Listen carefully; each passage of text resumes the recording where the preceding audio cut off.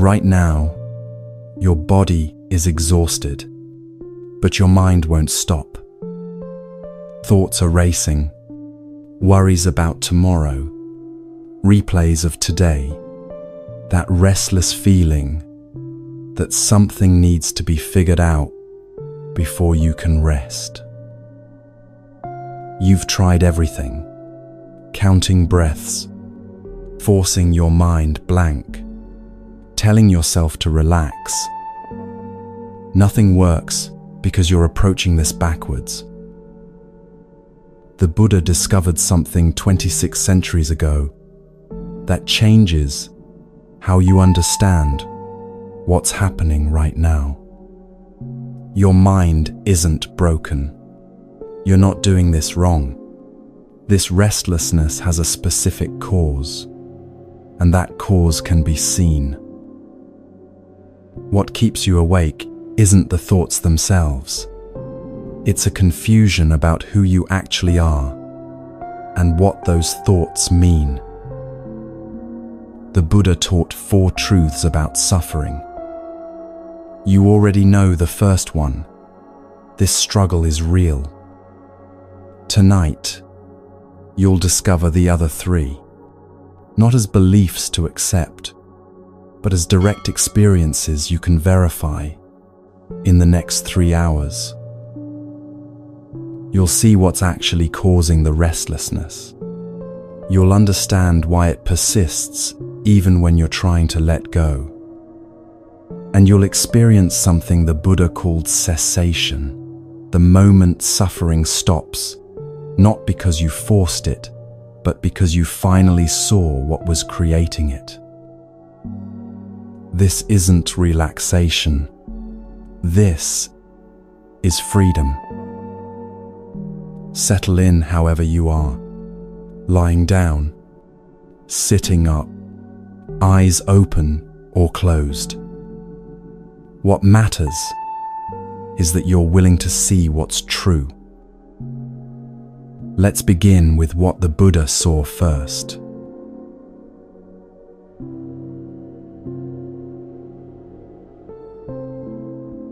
The night of his awakening, as the Buddha sat beneath the Bodhi tree, the first confusion he saw clearly was this. He had been believing every voice in his head was him speaking. For years he'd taken orders from thoughts, as if they were commands from his true self. You're not good enough. You need to achieve more. Something is wrong with you. He believed these voices because they spoke in first person. I am this. I need that. I should be different. But that night, watching closely without interference, he saw something that changed everything. There was a voice speaking, and there was something aware of that voice. 2 distinct things, not one. The voice said, "I'm failing." But something was already present to hear that statement, to register it, to know it was happening. Which one was actually him? If the voice saying, "I'm failing," was truly him, who was listening to it?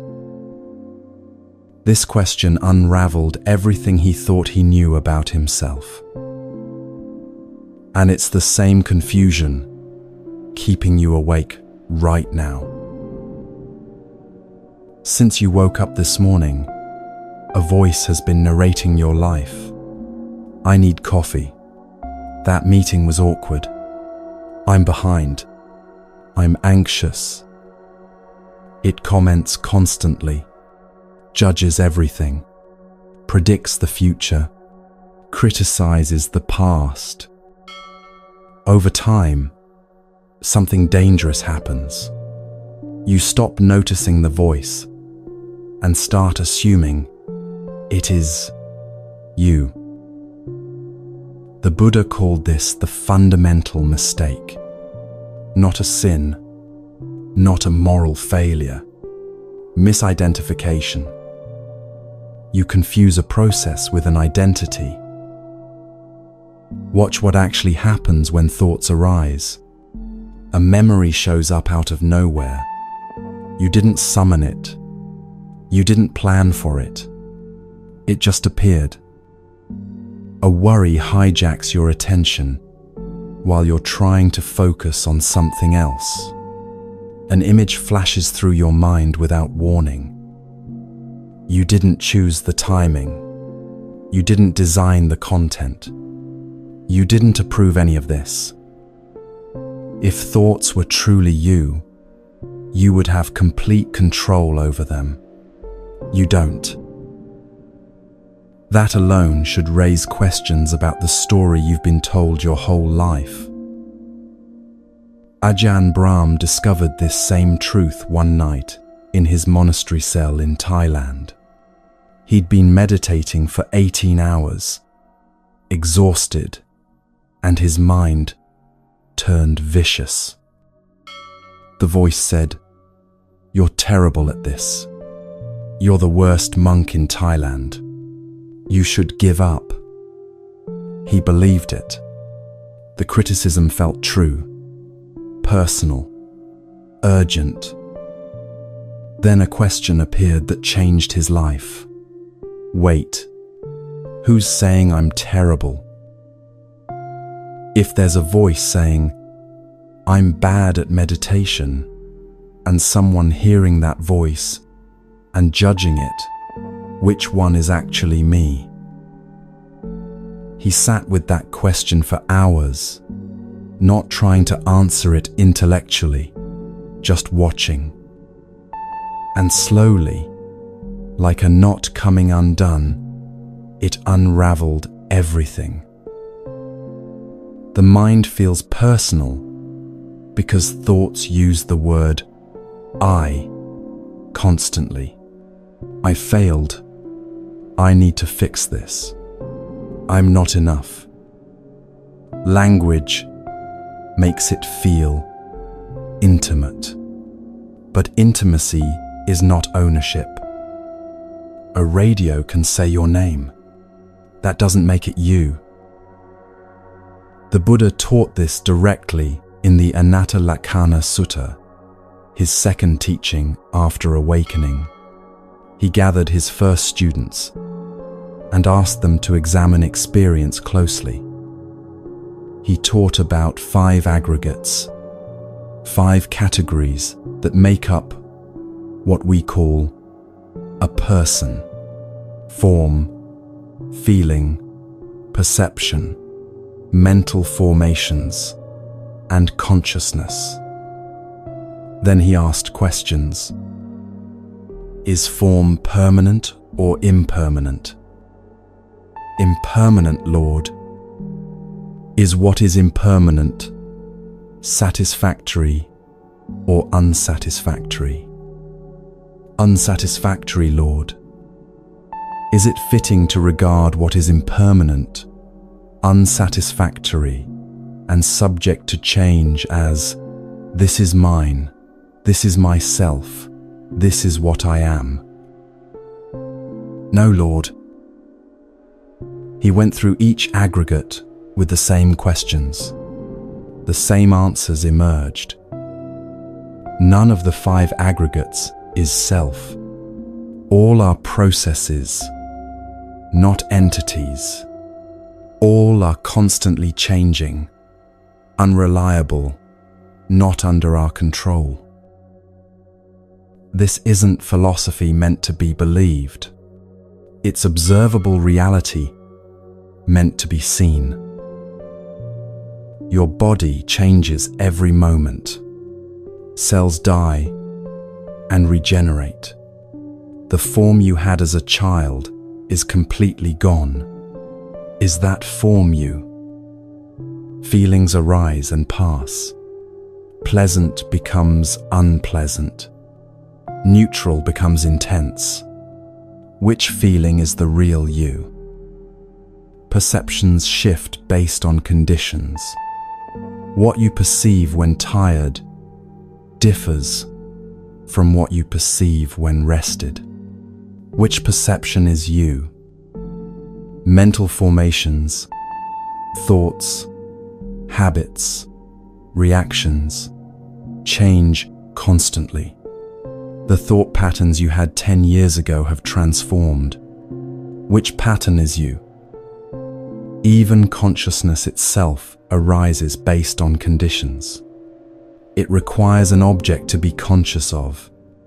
It fluctuates between clear and foggy. Can that be you? The Buddha wasn't teaching nihilism. He wasn't saying you don't exist. He was saying, what you call you is a process, not a thing. And at night, this truth becomes impossible to ignore. When you lie in bed trying to rest, thoughts speed up. Everyone experiences this. The moment you want your mind to be quiet, it becomes loud. I should be asleep by now. What's wrong with me? Tomorrow will be a disaster. I can't do this. I'm broken. If these thoughts were truly you, why would they sabotage the rest you desperately need? Why would you attack yourself when you're most vulnerable? The answer is uncomfortable but liberating. They're not working in your interest. They're just conditioned patterns running on autopilot. Like a record player spinning the same scratched album, the music isn't trying to harm you. It's just playing what's been carved into the grooves. This is where the Buddha's teaching becomes practical medicine. The practice is simple but profound. Notice the difference between the thought and the awareness of the thought. When a sentence appears in your head, "I'll never fall asleep," something is already present to hear that sentence. That awareness doesn't panic when the thought arrives. It doesn't argue with the content. It doesn't add commentary. It simply knows a thought is present. This is directly observable. If you couldn't observe a thought, you wouldn't know it was there. Observation comes first. The thought comes second. Yet most people live as if thoughts come first and create awareness. They believe thinking is what makes them conscious. The Buddha reversed this completely. Awareness is already present. Thoughts appear within it like clouds passing through sky. The sky doesn't become the clouds. The clouds don't define the sky. Before sleep, you can experience this directly. A thought arises. Tomorrow will be terrible. Your usual pattern is to follow that thought immediately. Yes, the meeting is at 9. I'm not prepared. They'll notice. I'll fail. One thought spawns 10 more. Soon you're fully immersed in tomorrow's imagined disaster. But if you catch it early, if you see the first thought as a mental event rather than a fact, something shifts.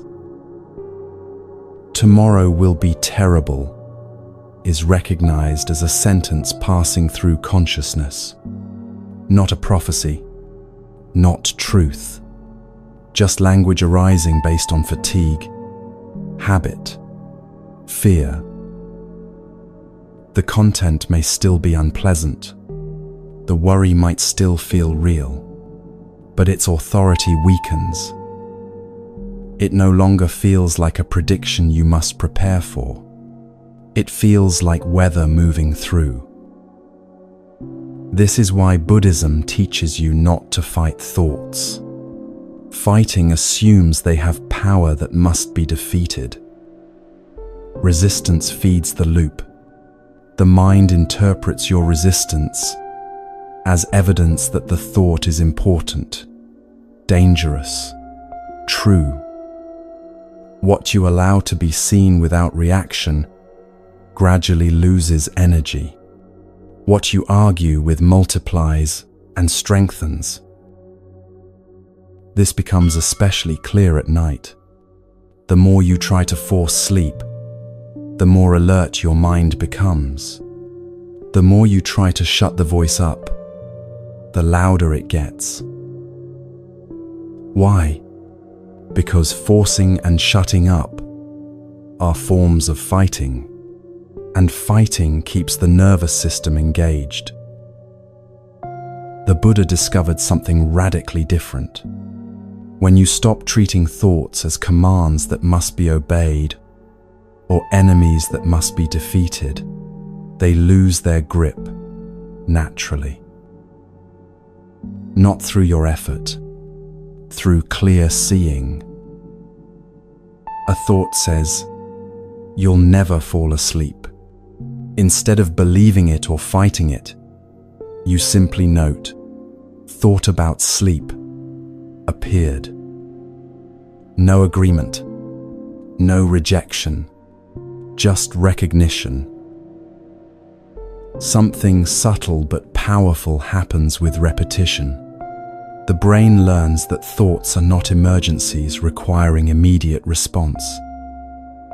Anxiety drops because anxiety is fueled by believing thoughts, not by thoughts themselves. The sense of a solid, suffering self softens because that self is nothing more than a collection of believed thoughts.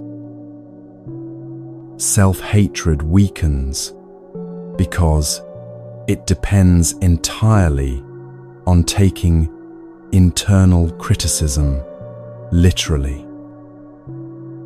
The awareness that notices all of this, that sees thoughts arising and passing, that watches the whole show without getting lost in it, remains steady.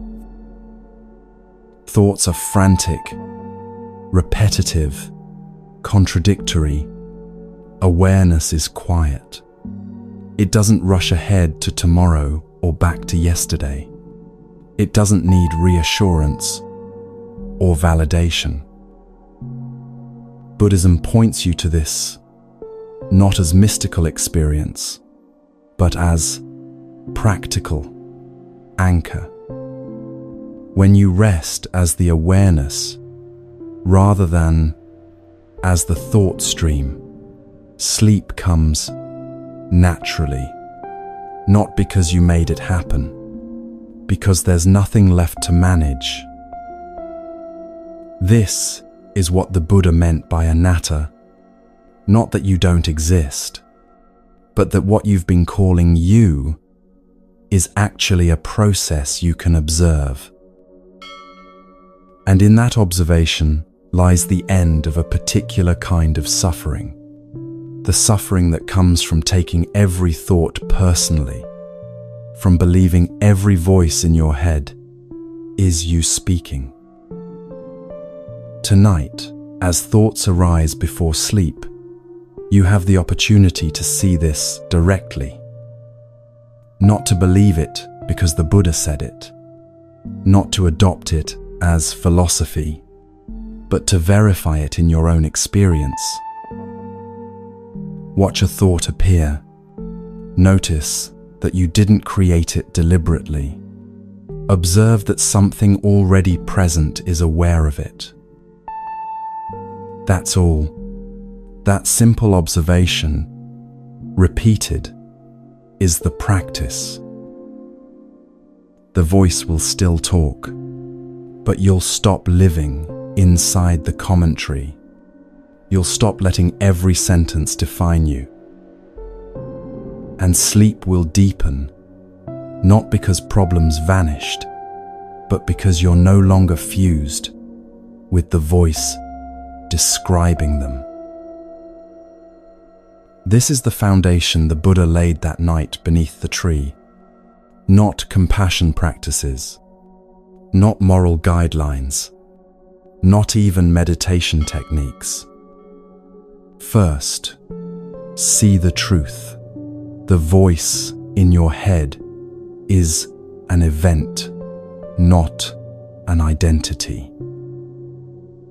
Once that's understood, suffering loses its primary grip, and sleep stops being a battlefield where you fight your own thoughts. It becomes what it was always meant to be, a natural return to rest when the day's work is done.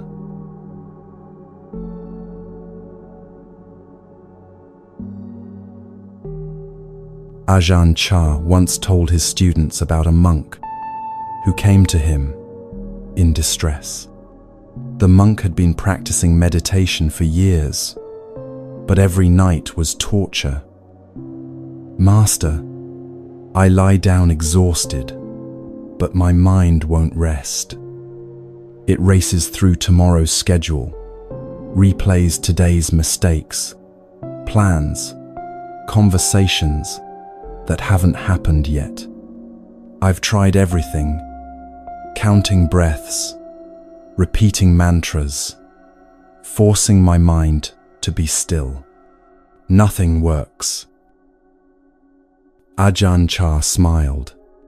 "What is your mind doing right now as you tell me this?"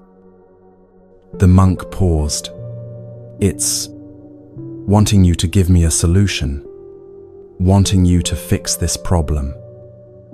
And if I give you a solution, then I'll finally be able to sleep." Ajahn Chah laughed gently.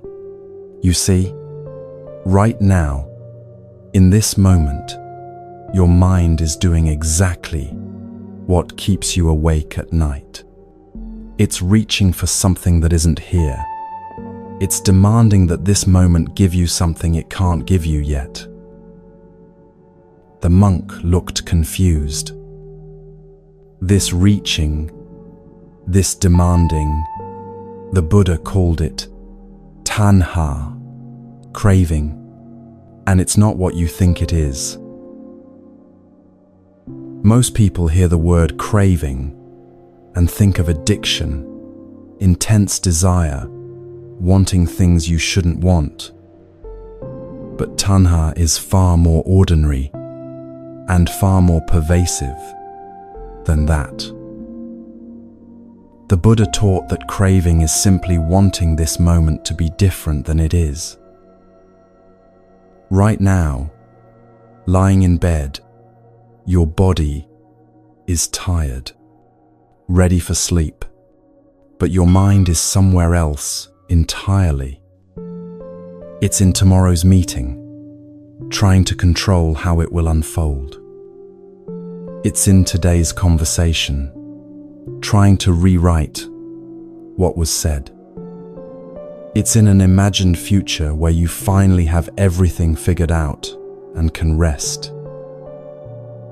None of these places exist right now. They're mental constructions, but your mind treats them as if they're more real, more important, more urgent than this actual moment. The thoughts themselves seem productive. I need to prepare for tomorrow. That sounds responsible. I should have handled that better. That sounds like healthy self-reflection. If I can just figure this out, everything will be okay. That sounds like problem solving.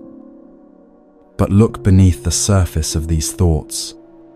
Beneath every single one is a demand, an insistence, a craving for reality to be other than it is. The Buddha called this the second noble truth. Suffering arises from tanha, from craving, from thirst, from this constant reaching for what isn't present. Watch how this operates specifically at night. Your body has shut down for the day. Your muscles are ready to release. Your cells are prepared to repair and restore. But your mind keeps reaching forward, keeps grasping, keeps demanding. It wants reassurance about the future. Promise me tomorrow won't be a disaster. It wants closure about the past. Let me replay that conversation until I get it right. It wants certainty in an uncertain world. It wants control over what cannot be controlled. It wants answers that don't exist yet. And here's what makes craving so exhausting. When it doesn't get what it wants, and at midnight, it never does, it tightens. You feel this physically. Your jaw clenches. Your shoulders rise toward your ears. Your breathing becomes shallow, restricted. There's a restless energy in your chest, a feeling that you should be doing something, figuring something out, fixing something. You're lying down, but you're not resting. You're lying down while still running. The Buddha observed something crucial about craving. It promises relief, but never delivers it.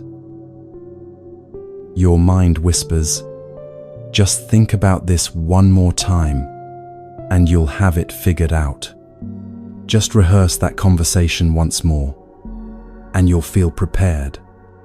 Just plan tomorrow perfectly, and then you can relax." But the relief never comes. Peace never arrives through satisfying craving. It only arrives when craving stops. Consider this honestly. How many genuine problems have you solved while lying in bed at night trying to fall asleep?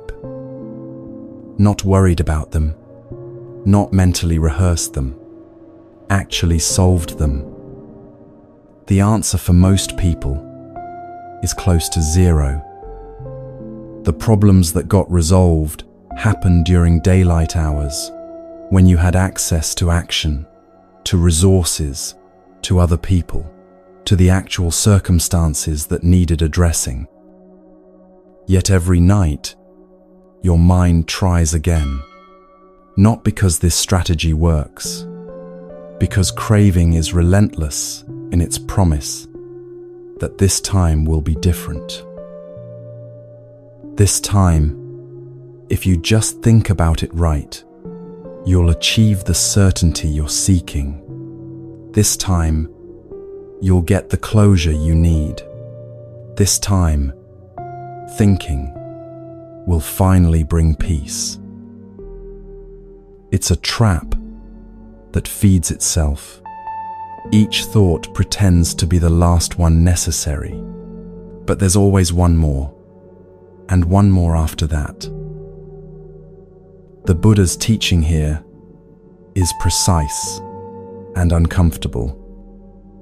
When your mind is racing before sleep, don't get caught in the content of what you're thinking about. That's a distraction. Instead, look at the structure beneath all those thoughts.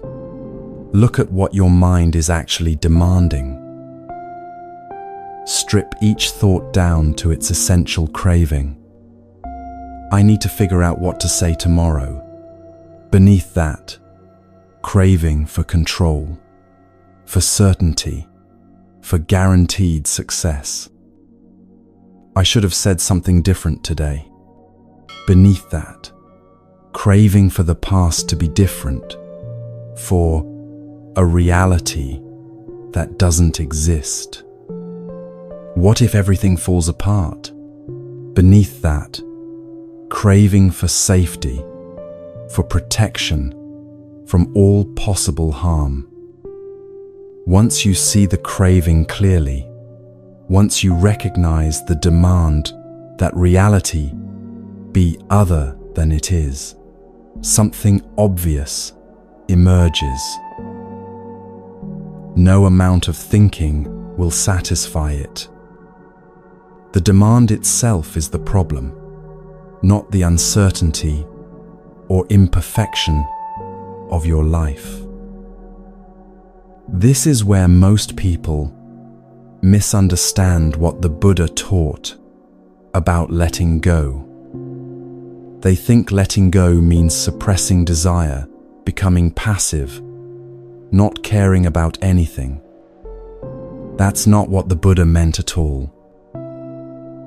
Letting go means seeing clearly that craving is unnecessary. It means recognizing that peace doesn't come from getting what you want. It comes from no longer insisting you must have it right now. There's a verse in the Dhammapada that states this directly. From craving comes grief. From craving comes fear. One freed from craving knows neither grief nor fear. Not one freed from desire completely. One freed from craving, from the demanding, grasping, insisting quality that turns normal wants into sources of suffering. When this insight lands, even briefly, your body responds immediately. The muscles that were clenched soften. The breath that was shallow deepens. The nervous system shifts out of fight mode. Sleep becomes possible, not because your life circumstances changed, not because tomorrow became certain, but because the struggle with this moment has paused. The practice the Buddha taught is simple, but requires courage. Instead of feeding craving by following every thought, observe the craving itself. Feel the urge to plan, to replay, to figure out, to control. Don't follow the urge into action, but also don't suppress it or push it away. Just let it be felt fully in your body. The tight chest, the restless energy, the subtle anxiety that says something must be done right now. This is uncomfortable at first. You've trained yourself for years to escape this discomfort by thinking, planning, distracting, scrolling. But something remarkable happens when craving is allowed to be felt without being acted upon. It burns itself out. Craving cannot survive without movement, without the fuel of your attention, following it into mental rehearsal and problem solving. When you stop feeding it, it weakens naturally. Night after night, if you practice this, your brain learns something it desperately needs to learn. That discomfort doesn't require immediate resolution. That not getting what you want right now is survivable. Eventually, your mind stops panicking at the mere presence of uncertainty. Restlessness decreases because craving loses its credibility, its authority over you. This doesn't mean you stop wanting things in your life. You'll still have preferences, goals, desires during the day when action is possible. But you stop demanding satisfaction in moments where it's impossible. And sleep is one of those moments. You cannot think your way into rest. You cannot force peace through mental effort.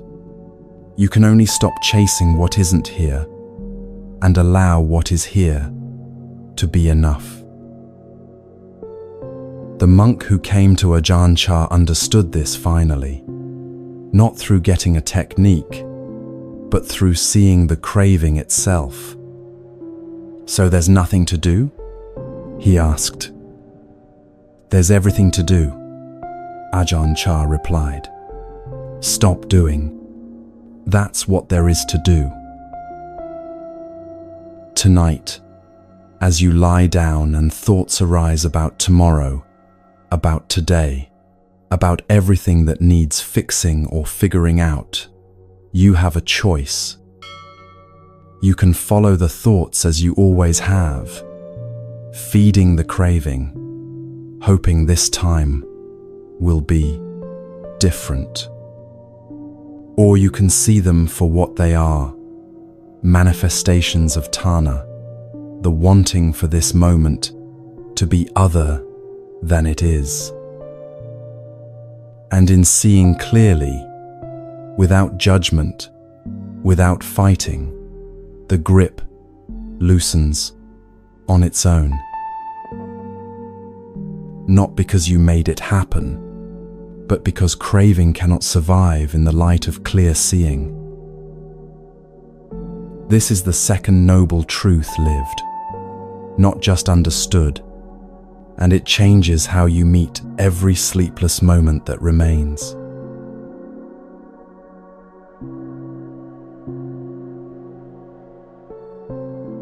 A student once came to Thich Nhat Hanh in distress. "Teacher, I need help with my anger. It keeps coming back no matter what I do. I meditate. I practice mindfulness, but the anger returns. How do I deal with my anger?" Thich Nhat Hanh smiled gently. "Your anger? It's already gone." The student looked confused. "No, it's still here. I feel it." That was different anger. And now that one's gone too, what you're calling my anger is a constantly changing stream.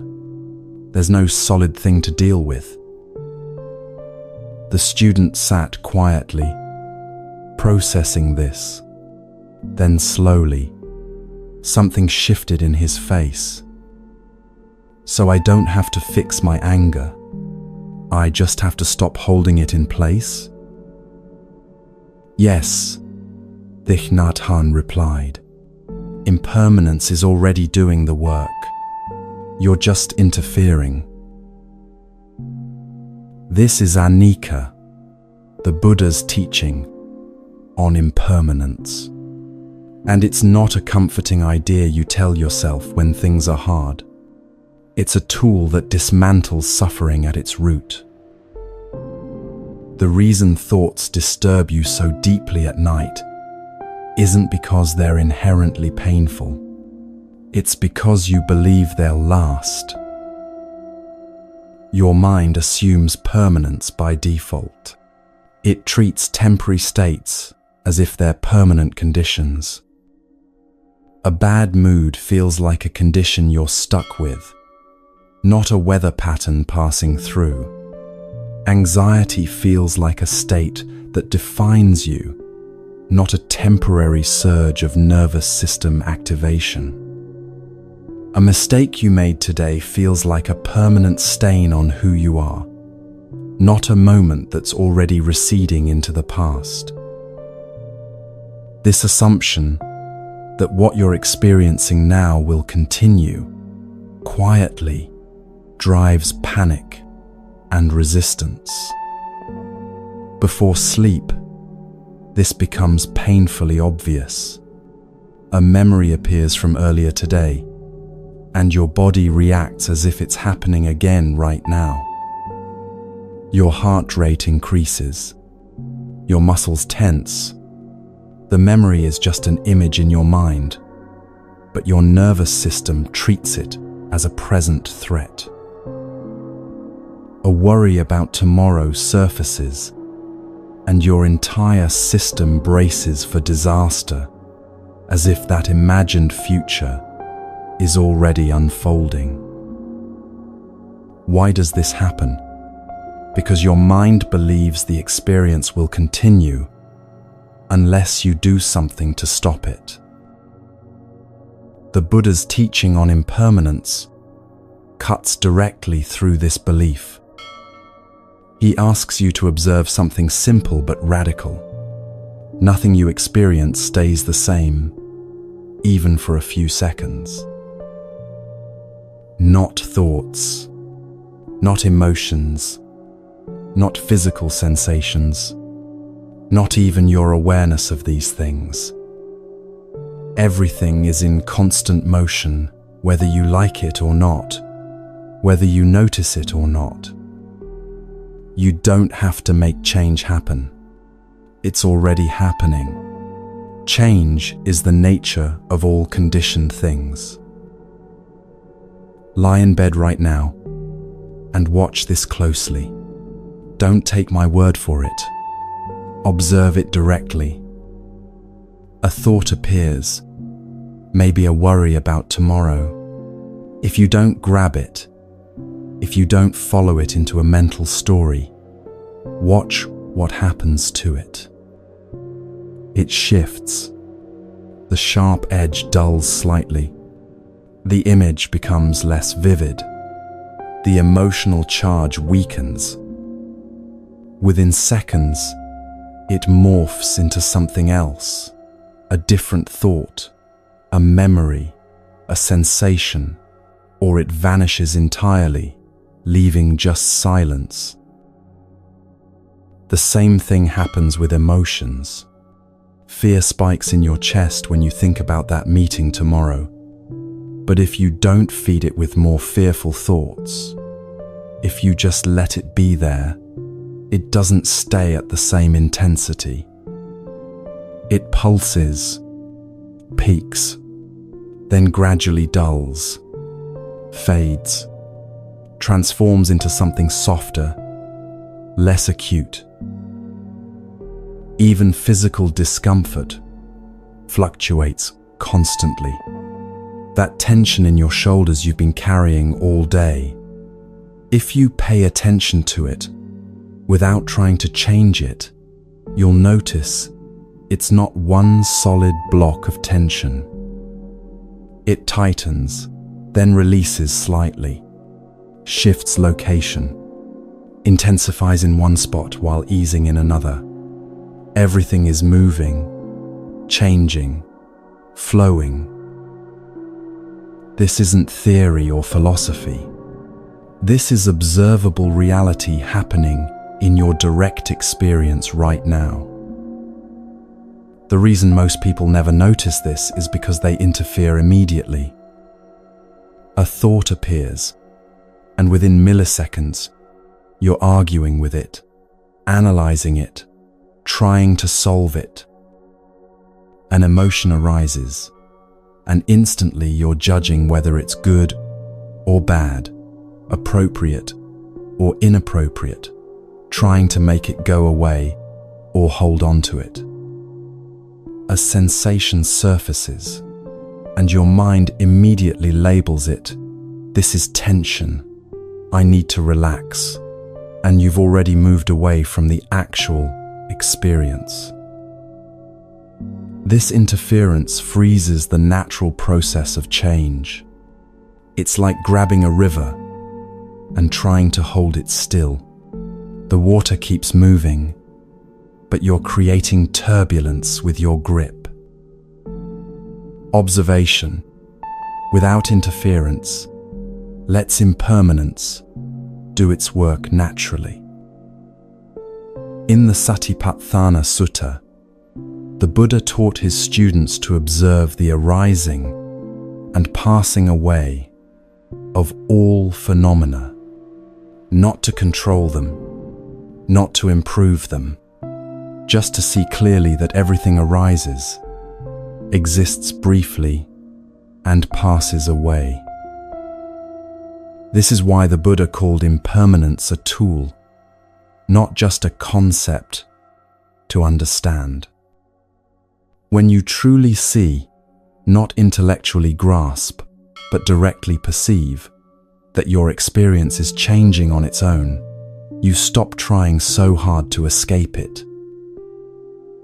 And the moment you stop trying to escape, suffering drops sharply.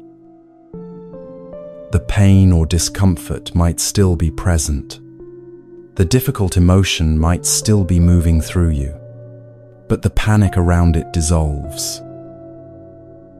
Because panic depends on the belief that this state is permanent, that you're trapped in it, that it will never change unless you force it to change. When you see change happening naturally, that belief collapses, and with it, much of the suffering collapses too. Impermanence also breaks the illusion of a solid, fixed identity. At night, your mind tells you stories about who you are. I am anxious. I am broken. I am behind in life. These statements feel true. They feel like facts about a permanent self. But watch carefully.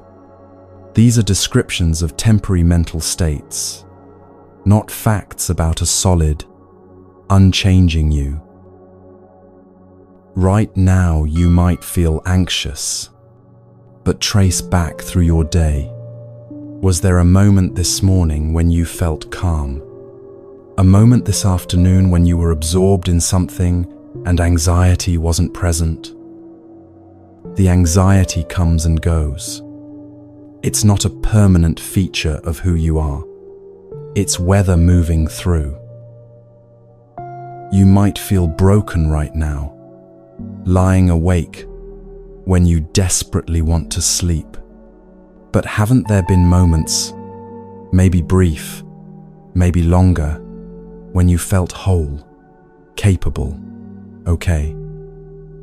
If you were truly, permanently broken, those moments wouldn't be possible.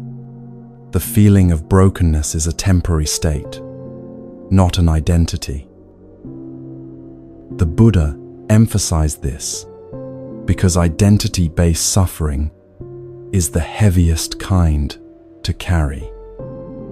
When you believe pain is permanent and personal, I am this suffering, it becomes unbearable.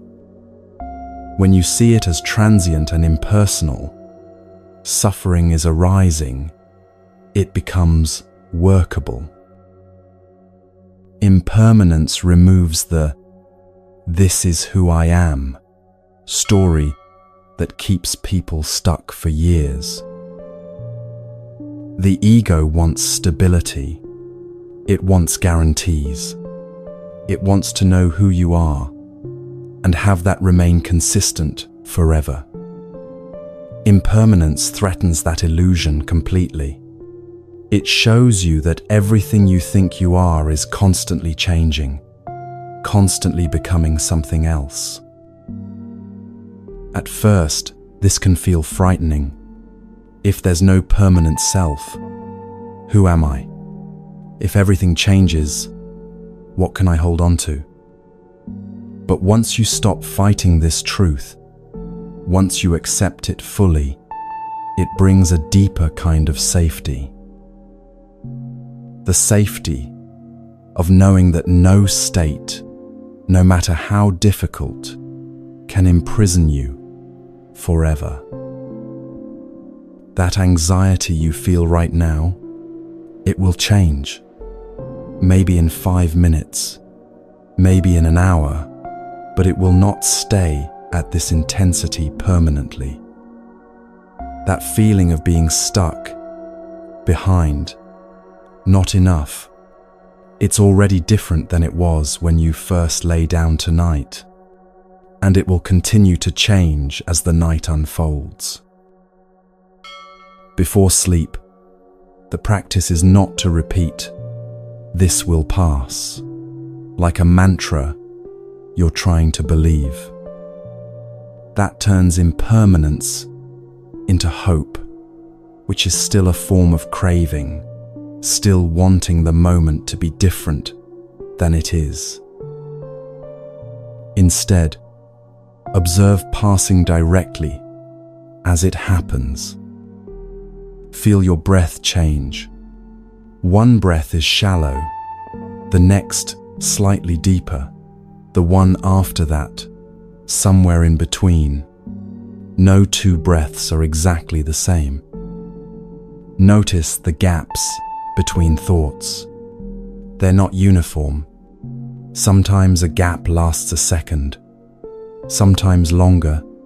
Sometimes thoughts arise so quickly, there seems to be no gap at all. But even that rapid-fire quality changes. Sense how physical sensations flicker rather than hold steady. That pressure in your chest isn't constant. It pulses, shifts location slightly, changes intensity moment by moment. This simple observation creates patience without any effort on your part. You stop rushing experiences toward resolution because you can see they're resolving themselves naturally.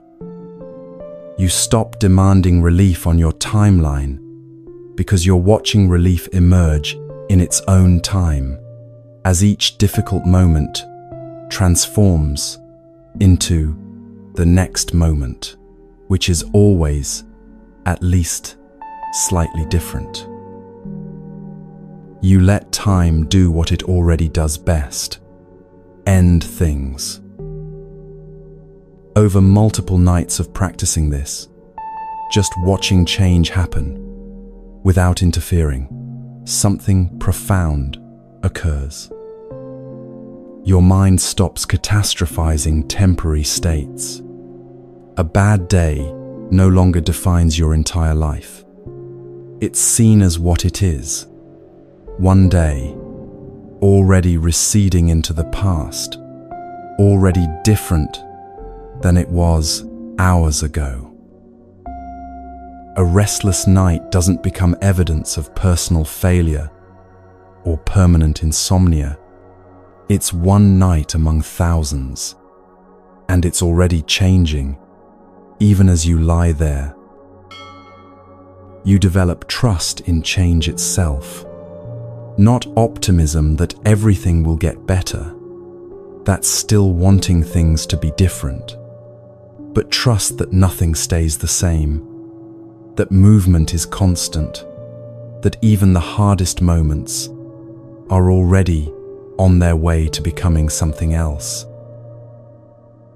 This trust changes how you fall asleep fundamentally. You no longer panic when difficult thoughts appear because you've seen them fade so many times before. You know they're temporary visitors, not permanent residents. You no longer tense up when uncomfortable emotions arise because you've watched them transform and dissolve over and over. You trust their impermanent nature. Before sleep, impermanence is always available as a refuge. You don't have to create calm or force peace. You only have to watch change, doing what change does naturally. The Buddha taught that this practice alone, simply seeing impermanence clearly in your direct experience, can lead to liberation. Not because impermanence is a comforting thought, but because seeing it directly undermines the beliefs that create suffering, that pain is permanent, that states are solid, that you are trapped. None of these beliefs survive contact with reality when you're actually paying attention. Tonight, as you lie there and thoughts arise, Emotions surge.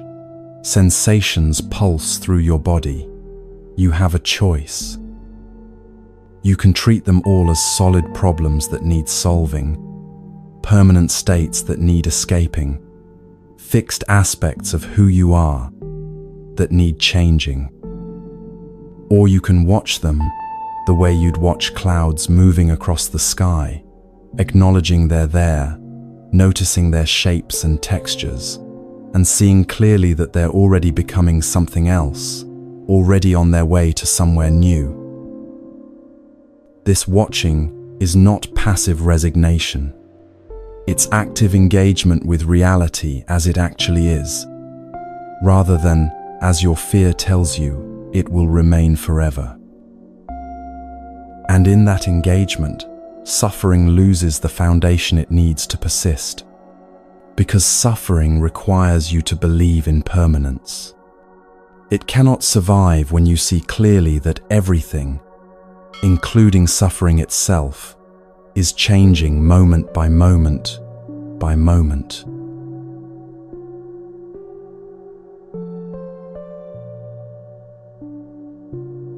Ajahn Brahm tells a story about building a brick wall at his monastery in the Australian outback.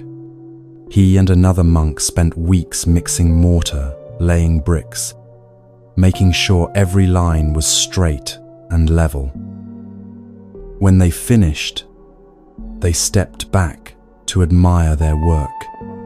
The wall stretched nearly 30 meters long, hundreds of perfectly placed bricks. Ajahn Brahm felt proud, until he noticed 2 bricks near the middle that weren't quite aligned. 2 bricks out of hundreds, barely visible unless you were looking for them. But once he saw those 2 imperfect bricks, he couldn't see anything else. His eyes went straight to them every time he walked past the wall. For weeks, those 2 bricks consumed him. We should rebuild that section. People will notice. It's not good enough. His teacher finally said, "Ajahn Brahm, you built a wall with hundreds of good bricks, but all you see are 2 bad ones. When are you going to let those 2 bricks go and see the beautiful wall you actually built?" That question changed everything for him, because he realized he wasn't just doing this with walls. He was doing it with his entire life. Every day had hundreds of moments, but he spent his nights lying awake, focused on the 2 or 3 moments that went wrong, that didn't meet his expectations, that should have been different. This is the exhaustion nobody talks about. Not from working too hard during the day, from fighting with what already happened after the day is over. Your mind right now, as you lie here, isn't resting. It's arguing with the conversation that already ended hours ago, arguing with the decision you already made, arguing with moments now sealed in the past, unchangeable.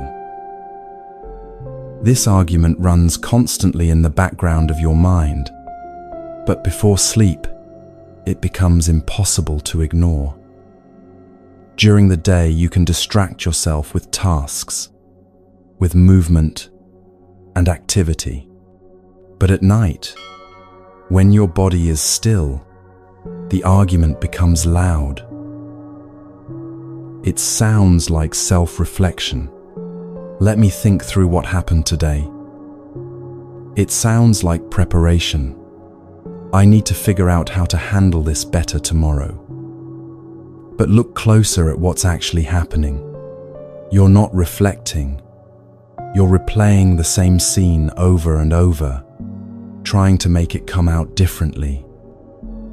You're not preparing. You're rehearsing conversations with people who aren't there, in situations that don't exist yet.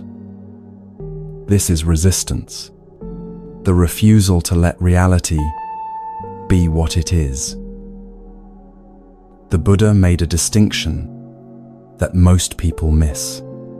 Pain is unavoidable. Resistance is optional. A difficult thing happened today. That's pain. It hurt when it happened. That's part of being human, part of being alive. But now, hours later, lying in bed, you're creating new suffering by refusing to accept that it happened the way it happened. The event itself isn't hurting you anymore. What's hurting you is the mental war you're waging against it. This war consumes enormous energy, energy that your body desperately needs for rest, for repair, for restoration. That's why sleep doesn't always fix the exhaustion you feel. You can sleep for 8 hours and wake up still tired because you spent those hours trying to fall asleep while simultaneously fighting with reality. Notice how resistance lives in your body right now. Your jaw is tight, clenched, as if you're holding something in your teeth that you won't let go of. Your shoulders are raised, tense, as if you're bracing for impact from something that already passed. Your breath is shallow, restricted, caught in your upper chest, instead of dropping deep into your belly. This is the posture of someone ready for battle. But there's no battle to fight right now. The day is over. The only fight happening is the one in your mind. Sleep requires surrender, not giving up on life, but giving up on changing what's already happened. Resistance keeps your nervous system in alert mode, signaling danger when there is none. Many people confuse acceptance with approval, and this confusion keeps them trapped in resistance. They think, if I accept that this happened, I'm saying it was okay. I'm being weak. That's not what acceptance means in Buddhism. Acceptance simply means you stop denying what already exists. You acknowledge what is true. This thing happened, in this way, at this time. You can acknowledge that a conversation was unfair without spending the night mentally redoing it. You can recognize that something was painful without forcing yourself to be okay with the pain. You can see that someone acted badly without replaying the scene endlessly. The event itself, that's reality. The endless replaying, revising, re-arguing, that's resistance. And resistance is what drains you. Imagine you had a difficult conversation today. Someone said something that hurt. Your response wasn't what you wished it had been.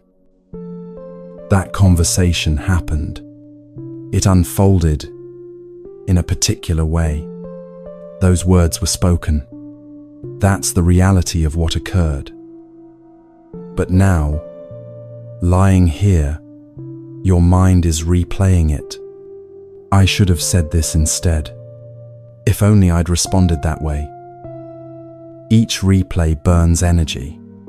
Each mental revision attempts to change an unchangeable past. Fighting with it is like standing in your living room, arguing with a photograph, trying to make the people in the picture move differently. The Buddha's teaching here is uncomfortable, but liberating. What happened, happened. The only question is, will you let it be what it was, or will you exhaust yourself trying to change it in your mind.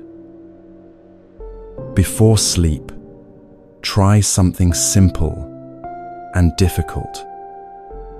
Instead of replaying the day, state the facts without commentary. This conversation happened. These words were said. This feeling arose in me. No blame attached. No justification added. No revision attempted. Just simple acknowledgement of what occurred. You may feel a wave of discomfort when you do this. That discomfort is withdrawal from resistance. It's like a muscle that's been clenched for hours, finally releasing. The release itself can be painful at first. That's normal.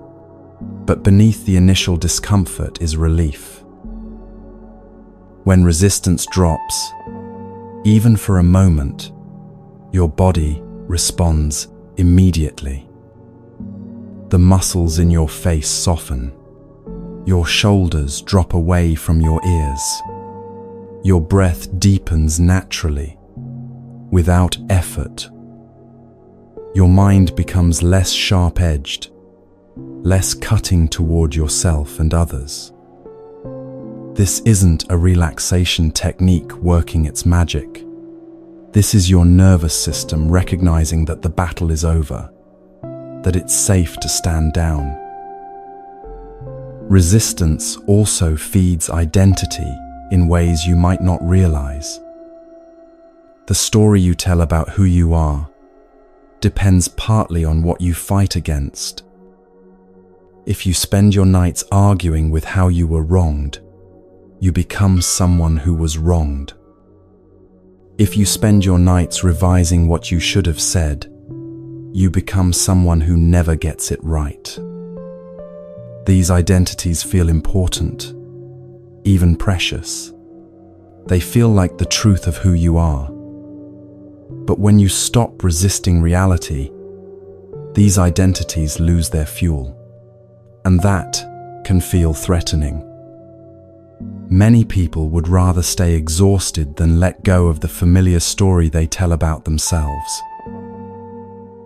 The Buddha saw through this attachment. He understood that maintaining an identity, even a painful one, costs enormous energy. Every day, without realizing it, you spend energy defending an image of yourself, making sure the story stays consistent, making sure you see yourself a certain way. At night, when your conscious control falters, anxiety spikes. Your mind scrambles to keep the narrative together, to maintain the identity. But what if you didn't have to maintain anything? What if reality was allowed to be what it is, without your constant management and revision? Letting go of resistance feels like losing control. And, in a way, it is. You're losing control over a past that you never actually controlled in the first place. But what you're really losing is unnecessary labor, the exhausting work of trying to rewrite history in your head every night. The moment you stop trying to fix the past mentally, something shifts. The past loses some of its emotional charge. Not because anything got resolved or corrected, but because you stopped feeding it your energy. A memory without resistance attached to it is just an image, just information. It doesn't have teeth anymore. It can't bite you the way it does when you're actively fighting with it. This doesn't make you passive or resigned in your actual life. During the day, action still matters. Decision-making still matters. Learning from experience still matters. But nighttime is not the place for resistance. There's nothing productive you can do at midnight lying in bed. The conversation can't be re-had. The decision can't be unmade. The moment can't be relived. All you can do is acknowledge what happened and let it settle into the past, where it belongs. Buddhism teaches you to align your effort with reality rather than fighting against it. During the day, when action is possible, act. Make amends if needed. Have the difficult conversation. Make a different choice going forward. But at night, when action is impossible, let it be impossible. Stop trying to act in your mind when your body is lying still. There's a teaching attributed to the Buddha. You are not punished for your anger. You are punished by your anger. The same applies to resistance. Reality isn't punishing you for resisting it. Your resistance itself is the punishment. It doesn't protect you from pain. It multiplies it. It takes a moment that hurt when it happened and makes it hurt again and again, fresh each time you replay it. Tonight, you can choose something different. Not because you're suddenly able to accept everything that happened today. Not because you've forgiven everyone or made peace with everything. But because you're tired and the resistance is making you more tired. And continuing the fight achieves nothing except keeping you awake. Just for tonight, try stating what happened without arguing with it. Just for these hours of darkness, let the day be over. Tomorrow, you can pick up the work of living again. You can address what needs addressing, change what needs changing.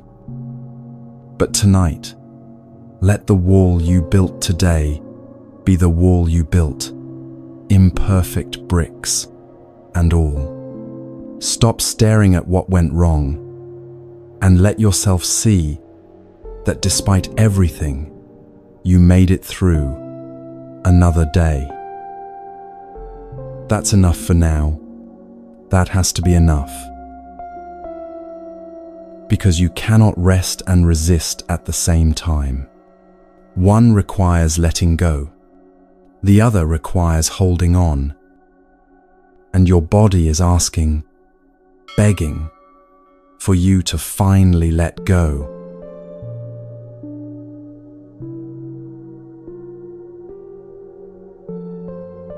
A student once approached the Zen master Linji with a question that had troubled him for years. "Master, what is my true self?" Linji suddenly shouted, "Who is asking?" The student, startled, began to answer, "I am." Linji interrupted, "Show me this, I." The student looked down at his hands, gestured to his body, opened his mouth to speak. Linji cut him off again. "Those aren't you. Those are hands, body, words. Where is the I that owns them?" The student fell silent. In that silence, something profound happened. The frantic search for a solid, permanent self collapsed, and what remained wasn't emptiness or nothingness. It was freedom. This is what happens in the dark when you stop maintaining who you think you are. All day long, from the moment you wake until now, you've been maintaining something. An image, a position, a story about who you are. You may not consciously think about it, but enormous mental energy goes into protecting this structure. How you're seen by others, how you see yourself, whether you're right or wrong, capable or incompetent, moral or flawed, strong or weak, whether you're ahead in life or behind, whether you're the person who was wronged or the person who made mistakes. Buddhism doesn't treat this as a personality trait or character flaw. It treats it as a process, a very costly one. The self you think you are is not a solid thing that exists independently. It's assembled moment by moment out of thoughts, memories, comparisons, and reactions. Because this assembly happens constantly, it feels permanent, like a building that's always been there. But the Buddha points out something unsettling. If you stop feeding this structure, it weakens. If you stop long enough, it dissolves. Not because you're destroying yourself, because what you've been calling yourself was never as solid as you believed.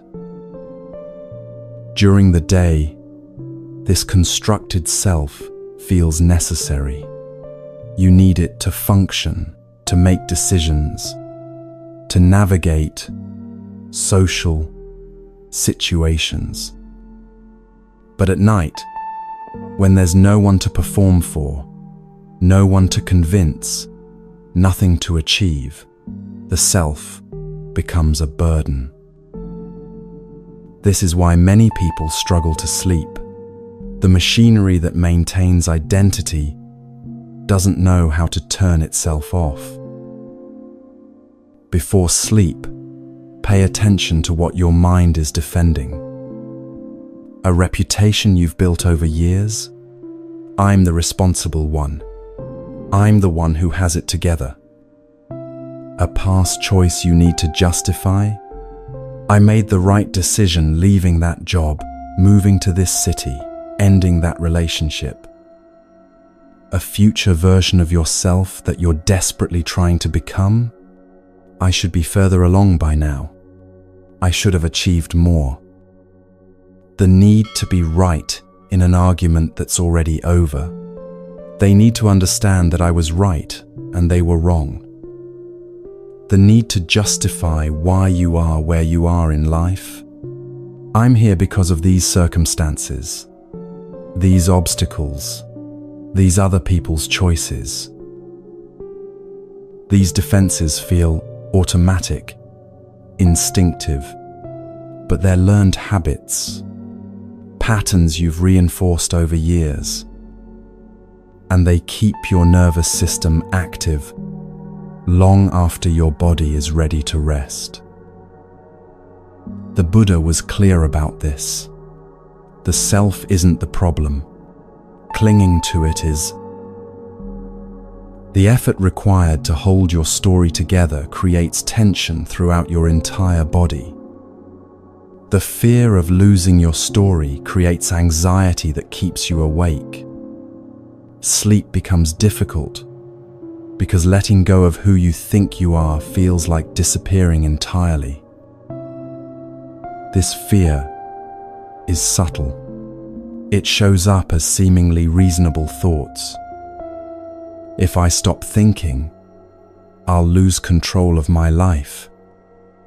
If I stop reviewing everything, something important will slip through. If I don't maintain my identity, who will I be? But these thoughts aren't about safety or well-being. They're about identity survival. Your mind is protecting a narrative, not your actual welfare.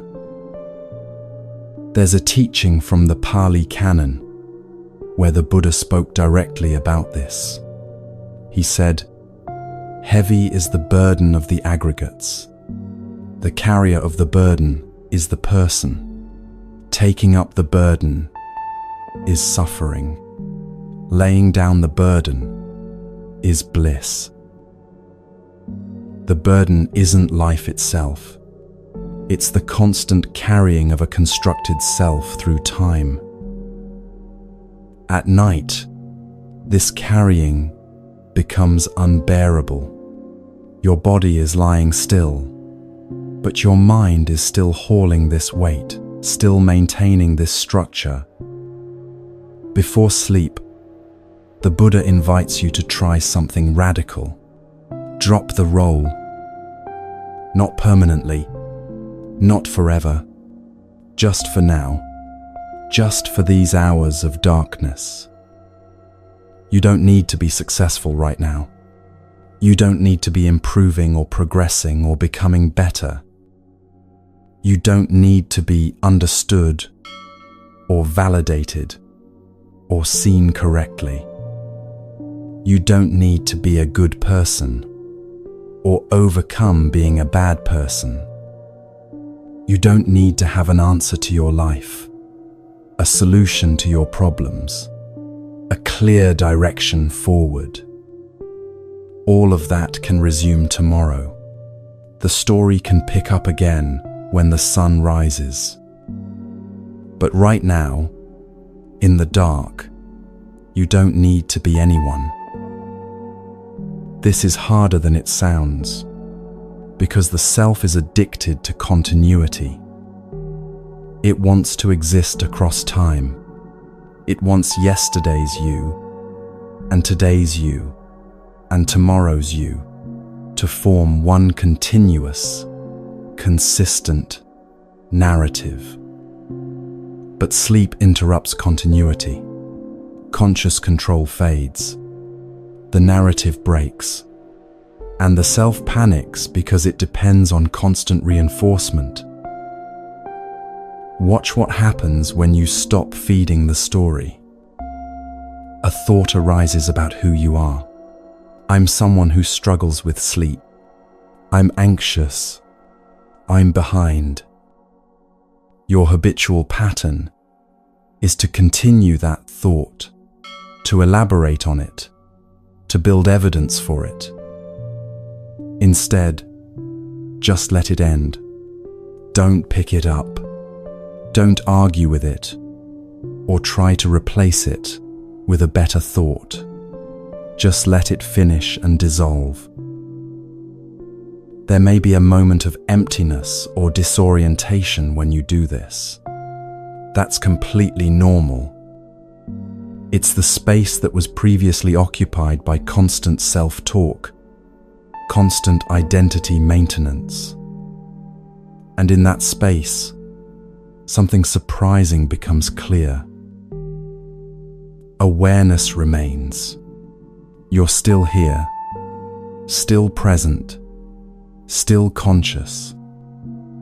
Breathing continues on its own. Your heart keeps beating. Your body knows how to function.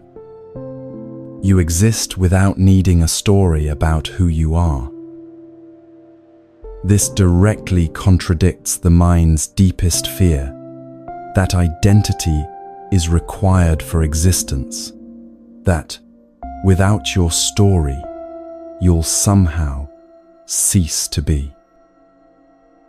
But here you are, aware, breathing, existing, without maintaining anything.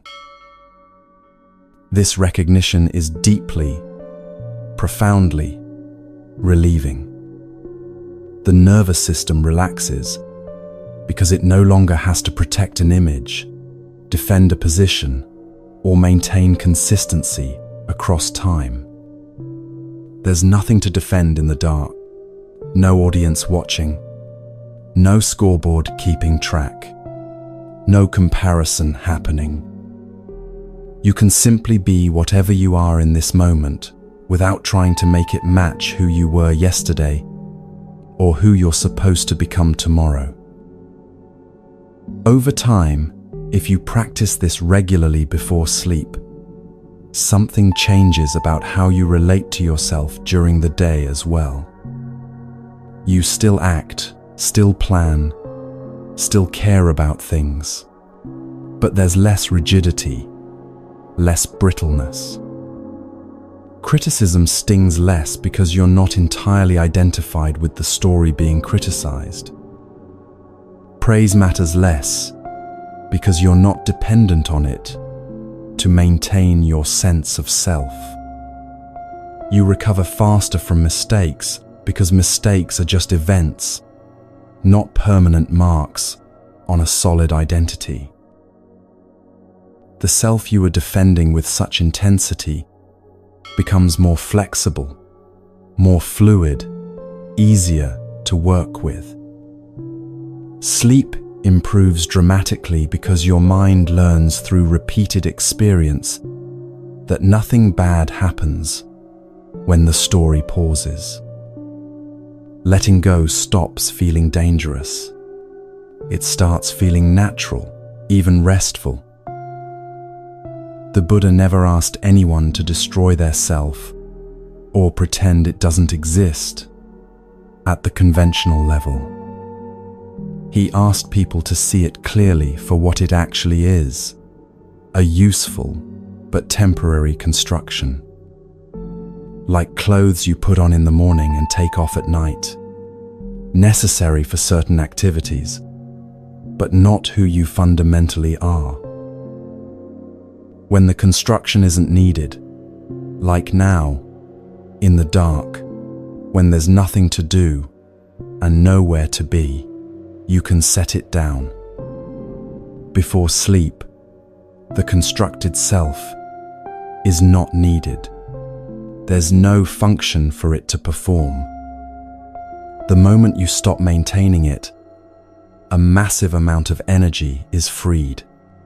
Energy that was going into defending, justifying, comparing, maintaining. That energy returns to your body as the capacity to rest. Not because you've done something to create rest, but because you've stopped doing the thing that was preventing it.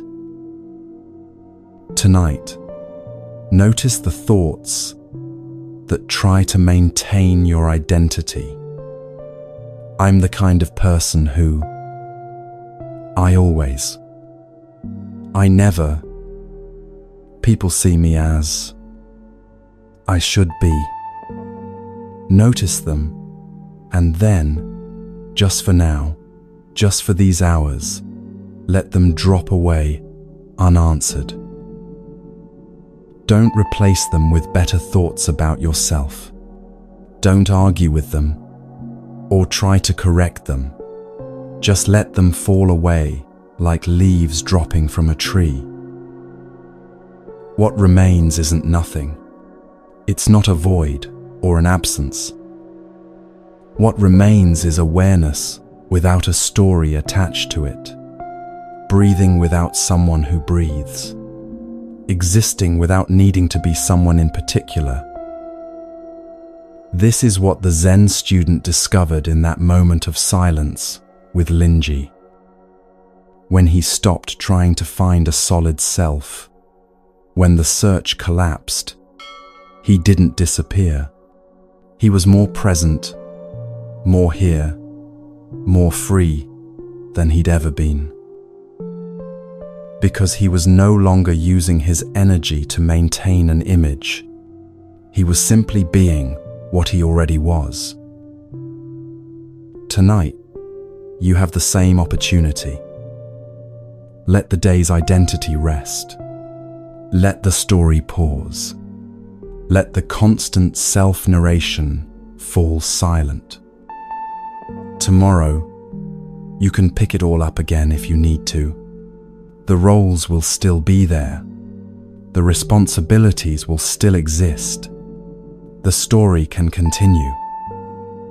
But for now, just be here without being anyone. Breathe without being a breather. Exist without carrying the weight of who you think you should be. This isn't loss. This is rest. And rest is what your body has been asking for all along.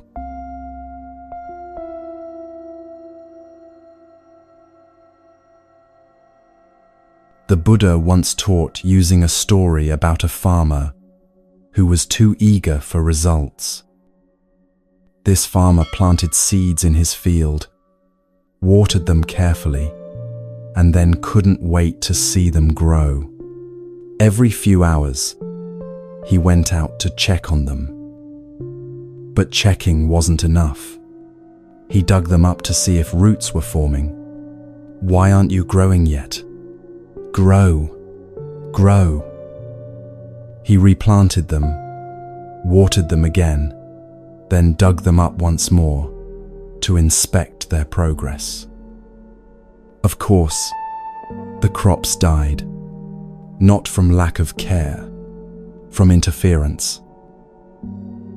The wise farmer, the Buddha explained, plants seeds, waters them, provides the right conditions, and then trusts the process.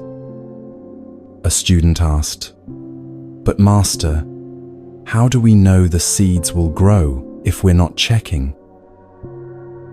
The Buddha replied, "You don't make them grow. Growth is already the nature of seeds when conditions are right. Your job isn't to force growth.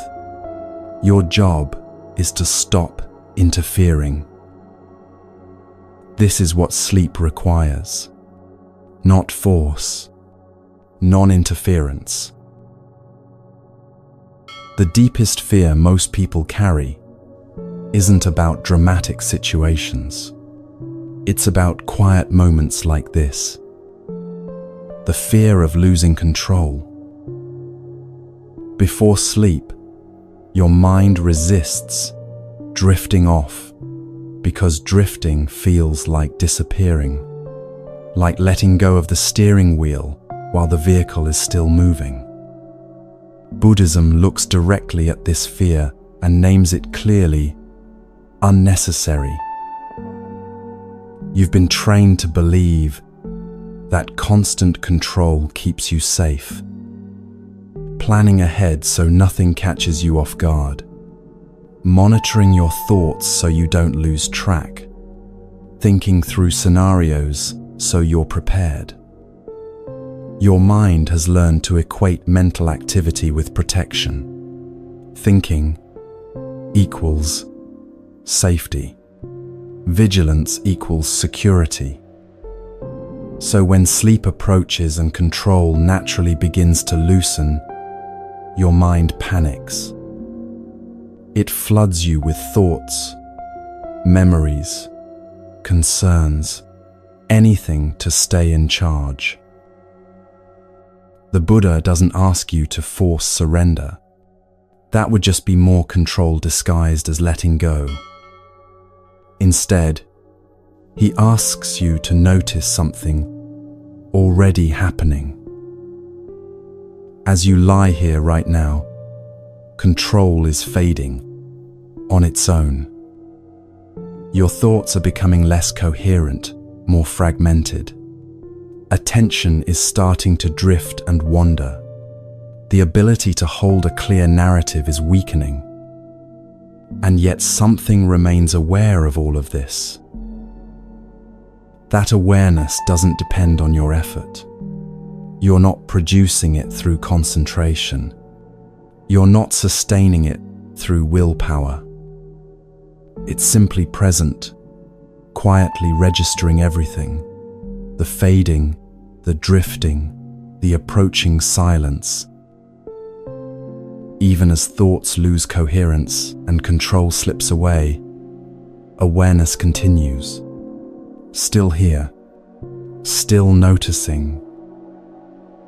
This directly contradicts your mind's deepest belief, that control keeps you existing, that without it, you'll cease to be. Notice how this plays out every single night. You don't decide the exact moment sleep begins. It happens to you. You don't control the transition.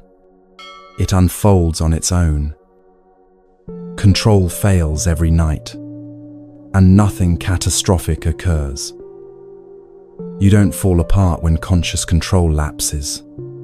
You don't stop existing when you stop managing your mind. Yet despite this nightly evidence, your mind continues to treat letting go as a threat. The fear isn't really about sleep itself.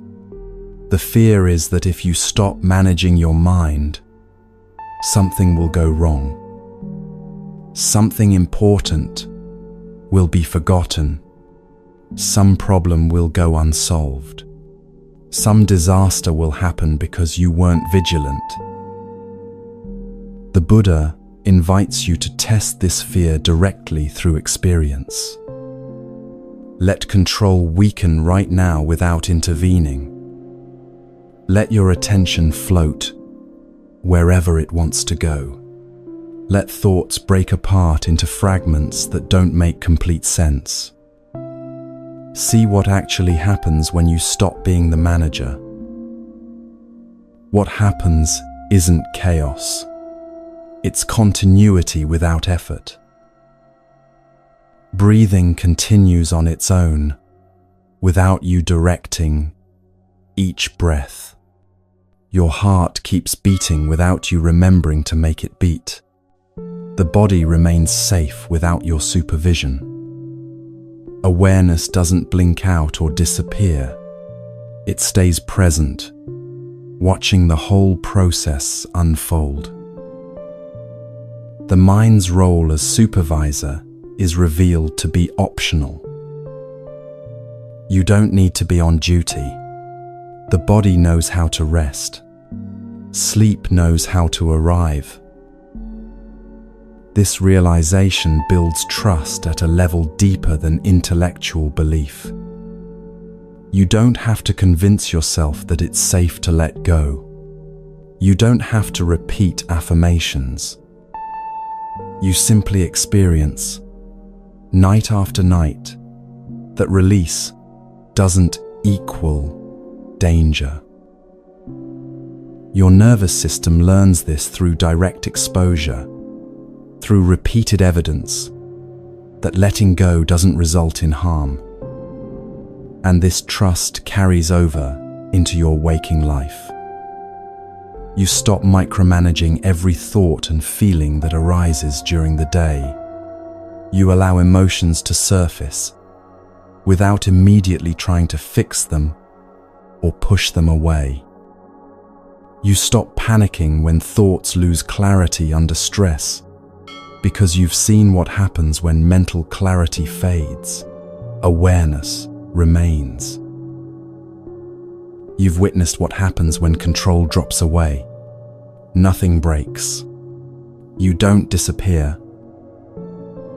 Before sleep, this lesson becomes especially powerful. Instead of trying to make yourself fall asleep, which never works, allow the natural loss of control to happen. You'll feel the urge to reassert thinking, to grab hold of your mind and steer it back towards something manageable.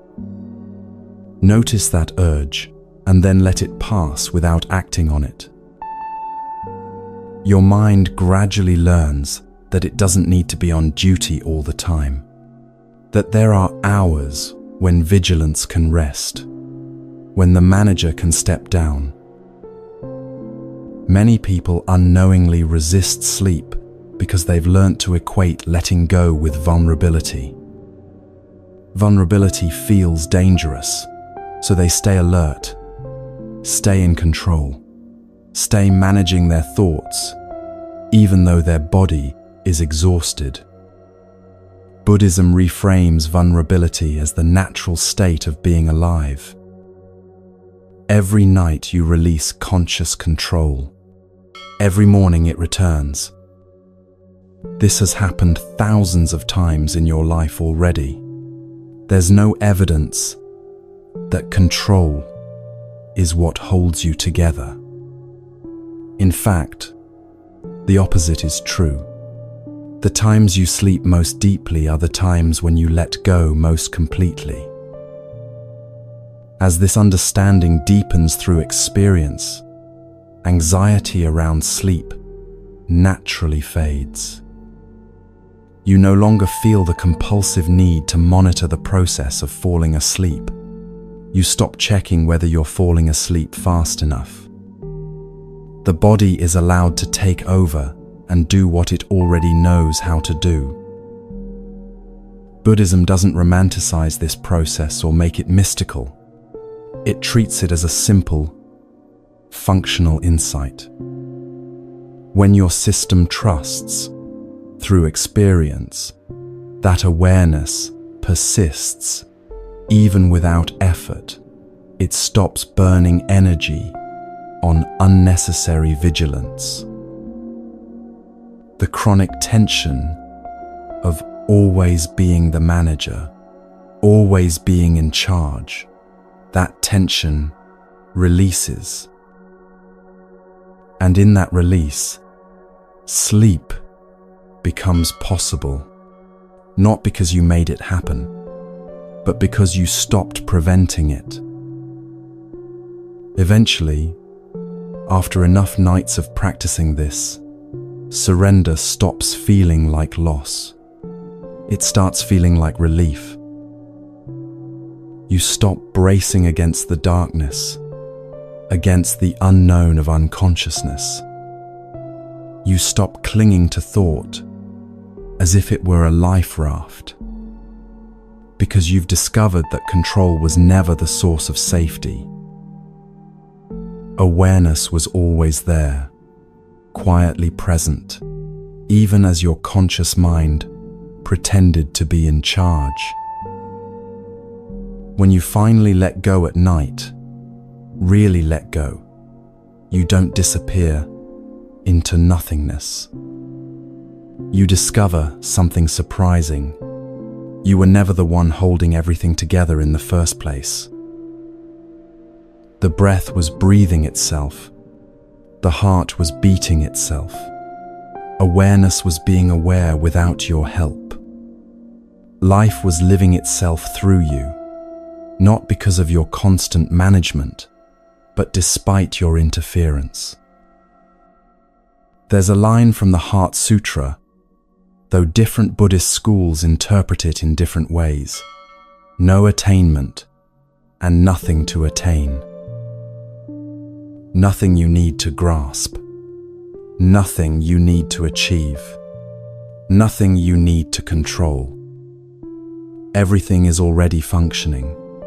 Everything is already in process. Your only job is to stop interfering with the natural process of rest. Like the farmer in the Buddha's story, you plant the conditions for sleep: a comfortable position, a quiet space, the end of the day's activities. And then you trust the process. You let go. You stop digging up the seeds to check if they're growing. Growth happens on its own when you stop interfering. Sleep arrives on its own when you stop trying to force it. Rest emerges naturally when you release the exhausting work of constant control. Tonight, right now, you have the opportunity to test this directly. Not by believing it, but by simply allowing what's already happening to continue without your interference.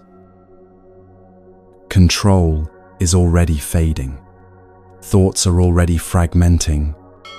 The transition towards sleep is already beginning. You don't have to make any of this happen. You only have to stop stopping it. Let your attention wander where it will. Let thoughts dissolve into images and sensations. Let the familiar sense of being in charge gradually soften and blur. Nothing bad will happen. You won't be lost. You won't disappear. You'll simply rest. Deeply, naturally, completely. And in the morning, when awareness returns and control reassembles itself, you'll remember you never needed to hold so tightly. The seeds were always growing on their own. You just needed to stop digging them up to check.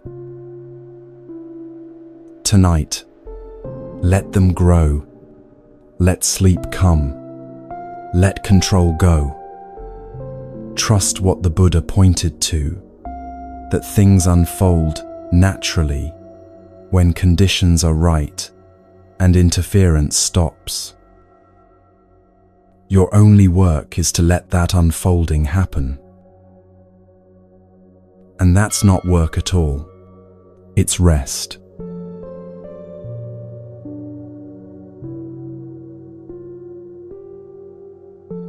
At Plum Village, Thich Nhat Hanh's monastery in southern France, monks practice something every evening that most people never do. Before sleep, they sit quietly in their rooms and review the day that just ended, not to judge themselves, not to criticize or fix, but to understand. They ask themselves, what seeds did I water today? Did I water seeds of anger or seeds of kindness? Seeds of fear or seeds of peace? Seeds of judgment or seeds of compassion? A young monk once asked Thich Nhat Hanh, "Teacher, why does this matter? The day is already over. I can't change what happened." Thich Nhat Hanh replied gently, "The day is over, yes, but the seeds you watered are still growing. What you gave attention to today will be stronger tomorrow. What you ignored today will weaken. You're not reviewing the past. You're setting conditions for who you become. This is karma, not cosmic payback or divine punishment. Conditioning through attention. Most people completely underestimate the final moments of the day. They treat them as a collapse into unconsciousness, a passive shutdown where nothing important happens. But Buddhism understands those moments very differently. As a handover, the conscious, effortful mind loosens its grip, and whatever has been repeated, believed, and rehearsed throughout the day sinks deeper into the system. This isn't mysticism or metaphor. It's how conditioning actually works. Your mind doesn't reset when you sleep, like a computer shutting down and starting fresh. It consolidates. Whatever patterns were strengthened before sleep get carried forward into tomorrow. The emotional tones you go to bed with, the unresolved tensions you carry into the dark, the habitual reactions you rehearsed one more time, these don't vanish overnight. They're reinforced. This is why the last mental states of your day matter far more than most people realize. Most nights, the mind feeds itself the same diet without anyone noticing. Replays of conflict from earlier, self-judgment about what you did or didn't do, fear about what tomorrow might bring, regret about opportunities that passed. The problem isn't that these thoughts occur. Difficult thoughts are part of being human. The problem is that they're consumed passively, without awareness, night after night, until they become the background music of your mind. Whatever you repeatedly engage with becomes familiar. Whatever becomes familiar becomes your default state. The Buddha taught that we are shaped by our thoughts. We become what we repeatedly think. Not because thinking has magical power, but because attention is like water. Whatever you water grows. Buddhism approaches this without moral panic or pressure to be positive. It doesn't tell you to force happy thoughts before bed or repeat affirmations you don't believe. That would just add more craving and resistance to an already tired mind. Instead, it teaches something far more effective and honest.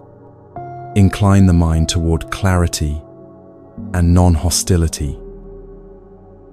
Before sleep, you're not trying to improve yourself or become a better person by morning. You're setting conditions. There's a crucial difference here. Improvement implies struggle, force, dissatisfaction with what is. Setting conditions implies alignment, working with reality, providing what's needed for natural growth. You're simply deciding which mental states you'll stop feeding and which ones you'll allow to remain as you drift towards sleep. There's a traditional practice from the Vinaya, the monastic code, that outlines evening reflection. 3 questions monks ask themselves before sleep. Did I cause harm today, to myself or others? Did I live with awareness, or did I move through the day on autopilot? What did I learn that I didn't know this morning? These aren't asked to generate guilt or shame. They're asked to generate understanding. When the day is reviewed with honesty and kindness, not harsh judgment but clear seeing, the mind settles naturally. There's nothing left unacknowledged, no unfinished business screaming for attention in the dark. The mind before sleep is especially impressionable because your defenses are low. The analytical layer that protects you during the day weakens. Emotional memory strengthens. This is why bedtime rumination has such a powerful impact on your nervous system and mood. But the same vulnerability that makes negative rumination so damaging can be used skillfully for conditioning toward peace. Notice the tone of your mind as the day ends. Is it harsh toward you, demanding, urgent, and critical? This tone doesn't stay contained in your thoughts. It imprints directly into your nervous system. You go to sleep with that harshness in your body, and you wake up with it still there.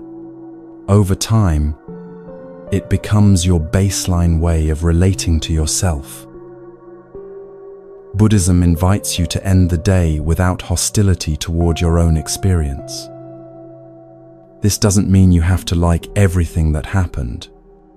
It doesn't mean approving of your choices or pretending everything is fine. It means dropping the internal attack, stopping the war you're waging against yourself for being human. Self-directed aggression before sleep is especially damaging because there's no counterbalance. During the day, you might take action, make amends, course correct. But at night, there's no action possible, no correction available. There's only repetition of the attack over and over, with no resolution. Non-hostility isn't indifference or not caring. It's the absence of violence toward your own mind. When a regret appears about something you said today, you don't punish yourself for having that regret. You acknowledge it and let it be. When fear arises about tomorrow, you don't shame yourself for feeling afraid. You allow the fear to exist without escalating it through judgment. This simple shift from hostility to allowing changes conditioning at a fundamental level.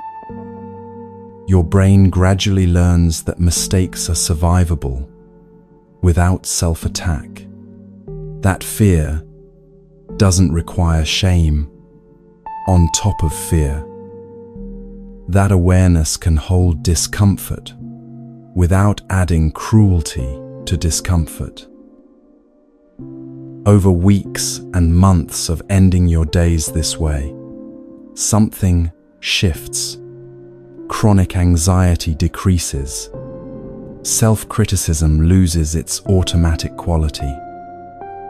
Not because you've become perfect, but because you've stopped reinforcing the pattern of internal violence every single night. Buddhism also emphasizes what you recall before sleep, not just what you avoid. Not recollection of your achievements or what you got done, but recollection of understanding. Remembering what you learned tonight through these hours. That thoughts aren't commands requiring obedience. That craving is optional, not inevitable. That experiences pass on their own. Remembering that the identity you defend all day is constructed, not solid. That control is optional, not required. That nothing about being human requires self-attack. These reminders don't function as beliefs you're trying to convince yourself of. They function as orientation. What you recall before sleep becomes the lens through which your mind organizes experience during sleep and upon waking. If the lens is fear, if the last thoughts before sleep are anxious and attacking, you wake up braced for threat. If the lens is clarity, if the last moments are characterized by understanding and non-hostility, you wake up steadier, more resourced. Many people unknowingly sabotage themselves every night. They spend hours during the day trying to cultivate discipline, practicing meditation, reading wisdom teachings, working on themselves. Then they spend the final hour before sleep feeding their mind chaos, conflict, harsh self-judgment, and fear. Buddhism sees this as wasted effort, not because the daytime practice doesn't matter, but because conditioning doesn't respond to intention alone. It responds to repetition, to what actually happens, night after night. This is why monks in training are taught to guard the mind at night with special care, not through force or suppression, but through wise restraint.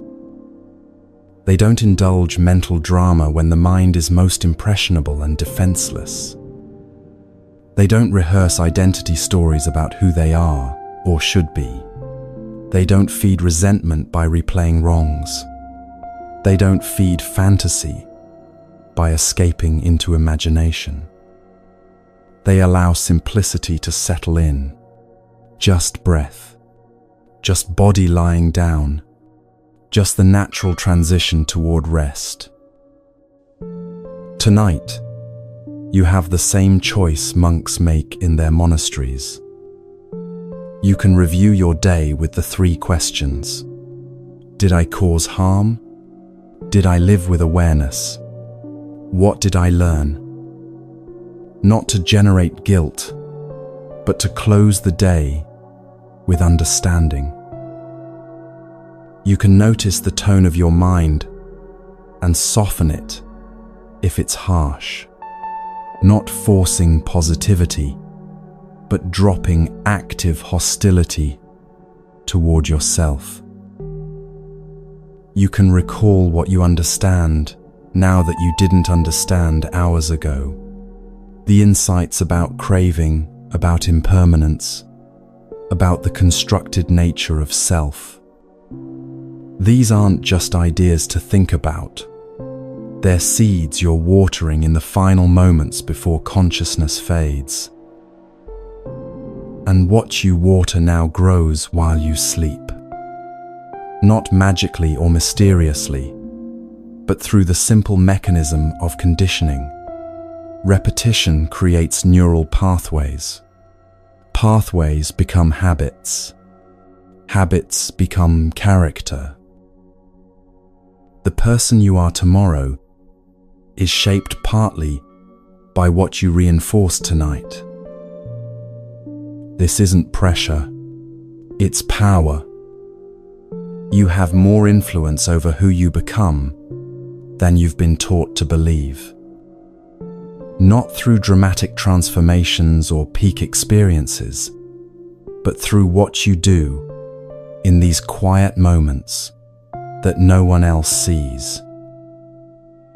The moments right before sleep when the day releases you and tomorrow hasn't arrived yet. These moments are yours. Use them wisely. Not to fix yourself or force peace, but to set conditions. To water the seeds that lead toward freedom rather than the seeds that lead toward suffering. As Thich Nhat Hanh taught those young monks, the day is over, but what you watered is still growing. Choose carefully what grows, not just tonight, but every night. Because over time, those seeds become your life.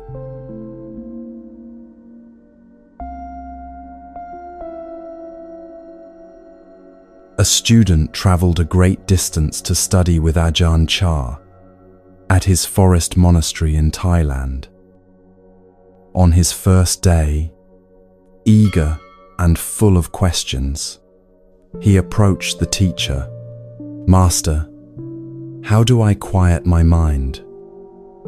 Ajahn Chah looked at him and said nothing. The student waited, then left confused. Second day, same question. "Master, please, teach me how to make my mind quiet." Again, silence. By the third day, the student was frustrated. "Master, please, I've traveled so far. How do I make my mind quiet?" Ajahn Chah finally spoke. "Go into the forest. Sit under a tree for 1 hour. Then come back and tell me, is the forest quiet?" The student did as instructed. He walked into the forest, sat beneath a large tree, and stayed there for an hour. When he returned, he answered confidently, "Yes, Master. The forest is very quiet." Ajahn Chah shook his head. "Wrong. The forest is full of sound. Birds calling, insects buzzing, wind moving through leaves, branches creaking. The forest isn't quiet. Your talking is loud. When you stop talking, you hear what was always there." The student sat with this for a moment, then asked, So I don't need to create silence? No, Ajahn Chah replied. You need to stop covering it. Most people are afraid of silence. Not the silence of a quiet room, but internal silence.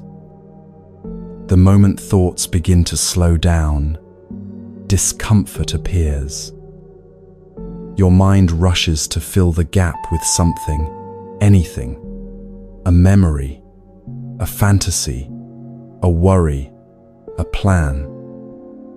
The Buddha observed this reaction clearly and named it without judgment or drama, addiction to mental stimulation. Silence feels threatening because it removes your usual reference points. No story to follow, no problem to solve, no identity to maintain or defend. For a mind that's been trained to exist through constant activity, silence feels like groundlessness, like standing at the edge of something vast, with nothing to hold on to. This is why many people unconsciously avoid falling asleep even when exhausted. Sleep requires passing through silence, and silence exposes what the mind normally keeps hidden behind noise. Before sleep, this becomes especially clear. As your mind begins to slow down naturally, gaps appear between thoughts. At first, these gaps are brief, a second, maybe just a fraction of a second. Most people immediately fill them with new thinking because the absence feels uncomfortable, even slightly threatening. But Buddhism trains you to do something different, to stay in those gaps without reaching for the next thought. When you remain in the silence without trying to escape it or fill it, something important happens. Your nervous system begins to reset. Silence is not neutral to the body. It carries a signal, a message that penetrates deeper than words. It signals safety, no threat detected, no action required, no emergency present. This is why genuine silence, once you stop resisting it, feels deeply relieving.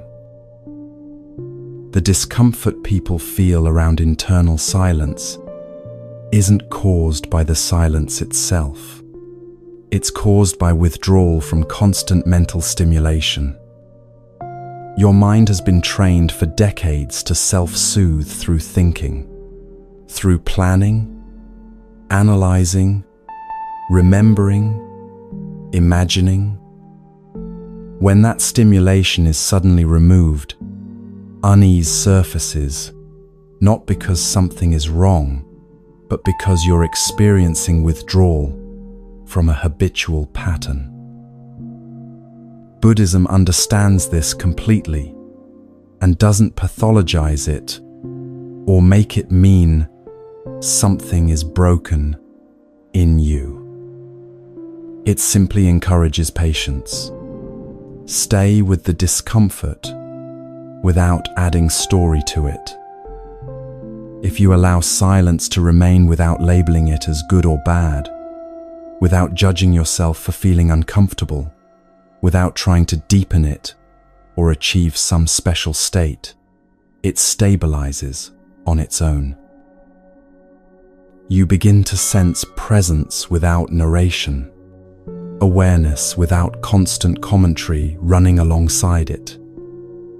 This is deeply unfamiliar to most people, which is why it can feel strange or even unsettling at first. But silence also reveals something important about the nature of your mental activity. It shows you how unnecessary much of your thinking actually is. When thoughts pause, even briefly, nothing collapses. You don't vanish into nothingness. Your body continues functioning perfectly. Awareness remains present and clear. This directly undermines the deep belief that thinking is what keeps you alive or functional, that without constant mental activity, you would somehow cease to exist. Before sleep, silence is the doorway your mind must pass through to reach rest. If you keep dragging thoughts with you into that doorway, trying to carry your mental activity across the threshold, sleep stays shallow or delayed. When you allow silence to widen naturally without interference, sleep deepens on its own without any effort from you. Buddhism points out something subtle but transformative about silence. Silence isn't something you enter or achieve. It's something you stop leaving. Each thought pulls you away from silence. Each mental story you follow takes you further from the natural quiet underneath. When thoughts finally slow down on their own, you don't arrive somewhere new. You simply remain where you already are, where you've always been beneath the noise. This understanding fundamentally changes how you relate to the restlessness that often arises before sleep. Restlessness isn't a signal that something is wrong with you or your mind. It's simply your mind struggling to stay entertained when stimulation is being removed. Like a child who's been watching television for hours and then the screen goes dark, there's a moment of agitation, of not knowing what to do with themselves. When you see restlessness clearly for what it is, it loses its urgency and power over you. You don't have to fix it or make it go away. You can let it be there while you rest in the silence underneath it. Over time, learning to rest in silence before sleep has effects that extend far beyond the nighttime hours. You become less dependent on constant distraction during the day. You can tolerate moments of boredom without immediately reaching for your phone or filling the space with activity. You stop compulsively filling every moment with input, with information, with stimulation. This creates mental space. Space allows perspective. Perspective reduces reactivity. Silence, practiced gently and consistently, becomes one of the most powerful stabilizers of the mind. Buddhism doesn't encourage you to chase silent states or measure your progress toward deeper silence. That would turn silence into another object of craving, another goal to achieve, another way to feel insufficient. Instead, it simply asks you to stop interrupting the natural quiet that appears when effort relaxes. Before sleep right now, silence is already approaching. You don't need to help it arrive or make it happen. You only need to stop fighting it, stop filling it, stop covering it over with more thinking. Let your mind wind down without immediately replacing thought with another thought, story with another story. When silence is allowed to be what it is, not forced, not feared, not filled, your mind resets at a level deeper than ordinary sleep can provide. This isn't unconscious rest, where you simply shut down and disappear. This is conscious unwinding, where you remain aware as activity decreases and silence expands. Eventually, if you practice this regularly, silence stops feeling empty or void-like. It begins to feel full, steady, grounding.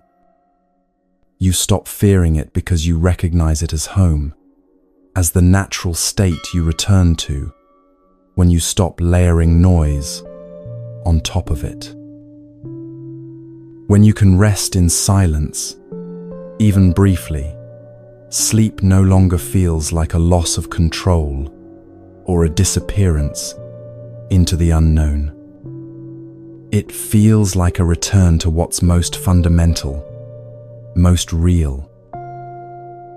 There's a teaching from the forest tradition that says, in silence, the heart learns to hear itself. This isn't mystical poetry, it's practical observation. In silence, your mind finally stops broadcasting its constant stream of commentary and begins receiving what your body actually needs, what the present moment actually offers, what rest actually feels like. Most of your life, your mind has been the loudest voice in the room, drowning out everything else. In silence, that voice quiets enough that you can hear what was always there underneath it, the breath moving, the body settling, awareness, simply being aware without needing to say anything about it. Tonight, as thoughts begin to slow and gaps appear between them, resist the urge to immediately fill those gaps. Let there be space. Let there be quiet. Let there be nothing said. Not because you're trying to achieve some special meditative state, but because silence is where the mind naturally rests when it stops working so hard to exist. Like the forest Ajahn Chah sent his student to sit in, the silence was always there. The birds and wind and insects don't make it less silent. They're part of the silence, part of the natural soundscape. What makes it seem loud and chaotic is the constant inner commentary about what you're hearing, what it means, whether you're doing it right. When that commentary stops, you don't create silence. You discover it was there all along. The same is true now. Beneath your thoughts, beneath your stories about the day, beneath your worries about tomorrow, silence is already present. You don't have to dig for it or work toward it. You only have to stop covering it over. Let the gaps between thoughts widen naturally. Let the spaces grow without rushing to fill them. In those spaces, your mind finds what it's been seeking all along. Not more information, not better thoughts, not clever solutions. Just rest, just quiet, just the power of what you don't say. And in that power, sleep becomes effortless because there's finally nothing left keeping you awake.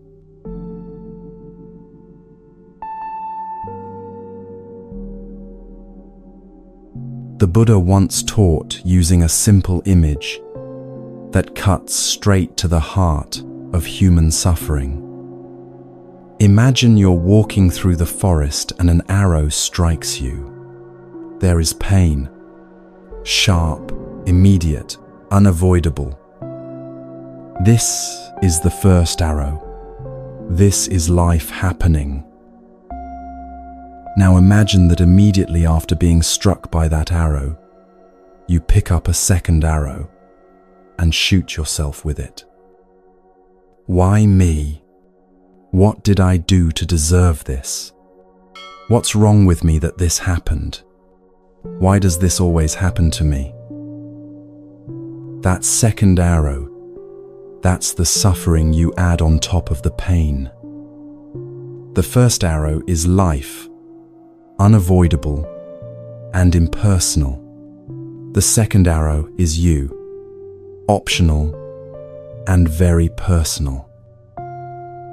A student listening to this teaching asked, "But Master, how do we not shoot the second arrow?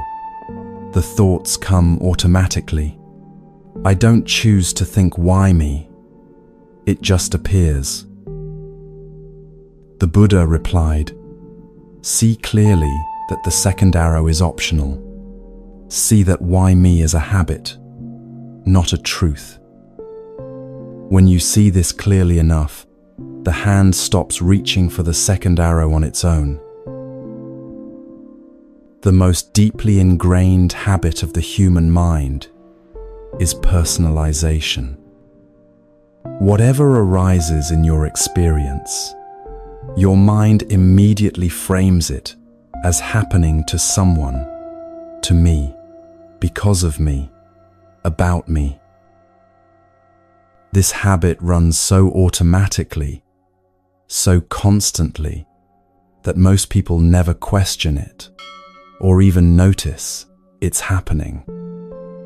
Buddhism questions it directly because this single mental move multiplies suffering more than any external event ever could. Pain by itself is manageable. Physical sensation by itself is neutral. Even strong emotion can move through your system without leaving lasting damage. What turns pain into suffering is the moment your mind says, "This shouldn't be happening to me," or "This means something about who I am as a person." That interpretation, that personalization, locks the experience in place and turns it into something you must now carry, defend, explain, or fix. Before sleep, this habit of personalization becomes especially active and obvious. A memory appears from earlier today, maybe something you said that didn't land well. Instantly, it becomes my mistake. A fear arises about tomorrow, maybe a difficult conversation waiting for you. Immediately, it becomes my future that I must control. A feeling of heaviness settles in your chest. Without pause, it becomes my problem that something is wrong with me. The experience itself is temporary, constantly changing, impersonal. But the ownership you add makes it feel permanent, solid, and threatening. The Buddha dismantled this habit by asking people to observe something uncomfortable but ultimately liberating. Experiences happen, but they don't belong to anyone. Thoughts arise due to conditions, biology, memory, habit, stimulus, fatigue, what you ate, how you slept, what you witnessed today.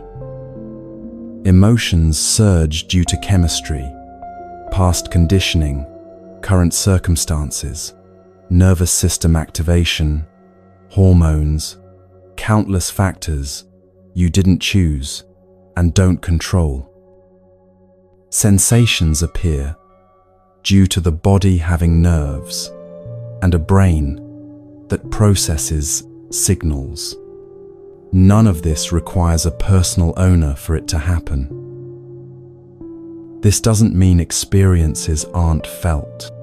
They absolutely are. The pain is real. The emotion is real. The sensation is real.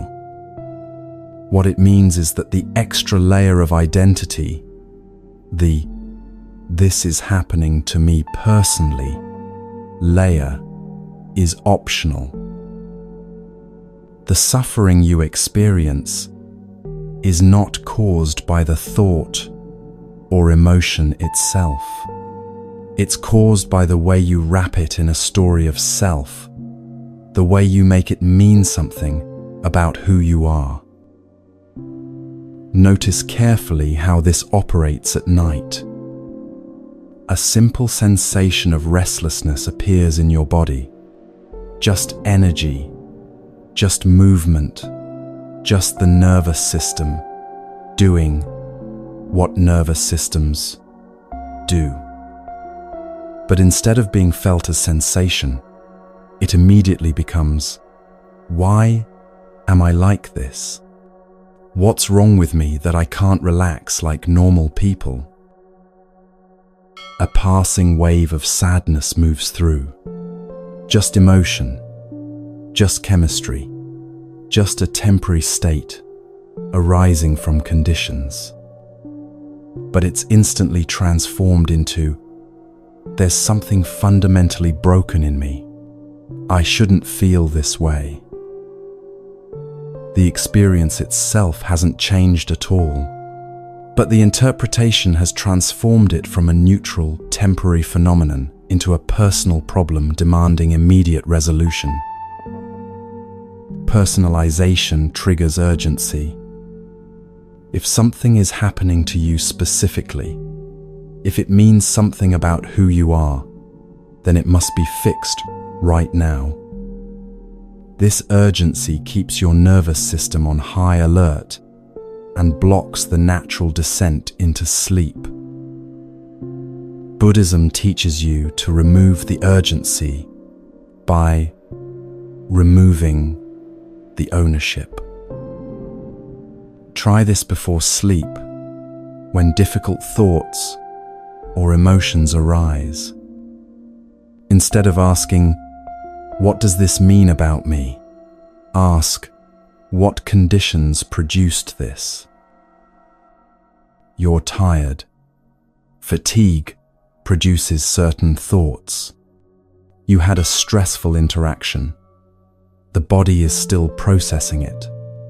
You're lying in the dark. This naturally brings up unresolved concerns. You didn't sleep well last night. This affects emotional regulation. You're human. Humans experience the full range of thoughts and emotions. Once you see the causes, the conditions that gave rise to the experience, the personal charge weakens dramatically. The thought becomes an event, not a verdict on who you are. This shift is subtle but profound in its effects. Without personalization, emotions are allowed to complete their natural cycle.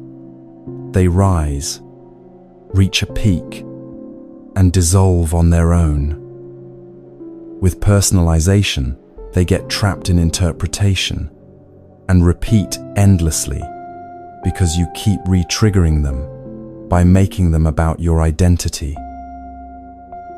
The Buddha emphasized this teaching because the self thrives on ownership. The moment you say, my suffering, the self has something to defend, something to analyze, something to maintain and protect. When ownership drops, the self loses its relevance and grip, and with that loss comes profound relief. Many people fear this teaching when they first encounter it. They think it means denying responsibility or becoming passive about life. It doesn't mean that at all.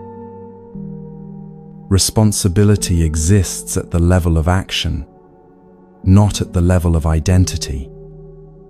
You can take full responsibility for your behavior, your choices, your impact on others, without turning every internal experience into a personal flaw or character defect.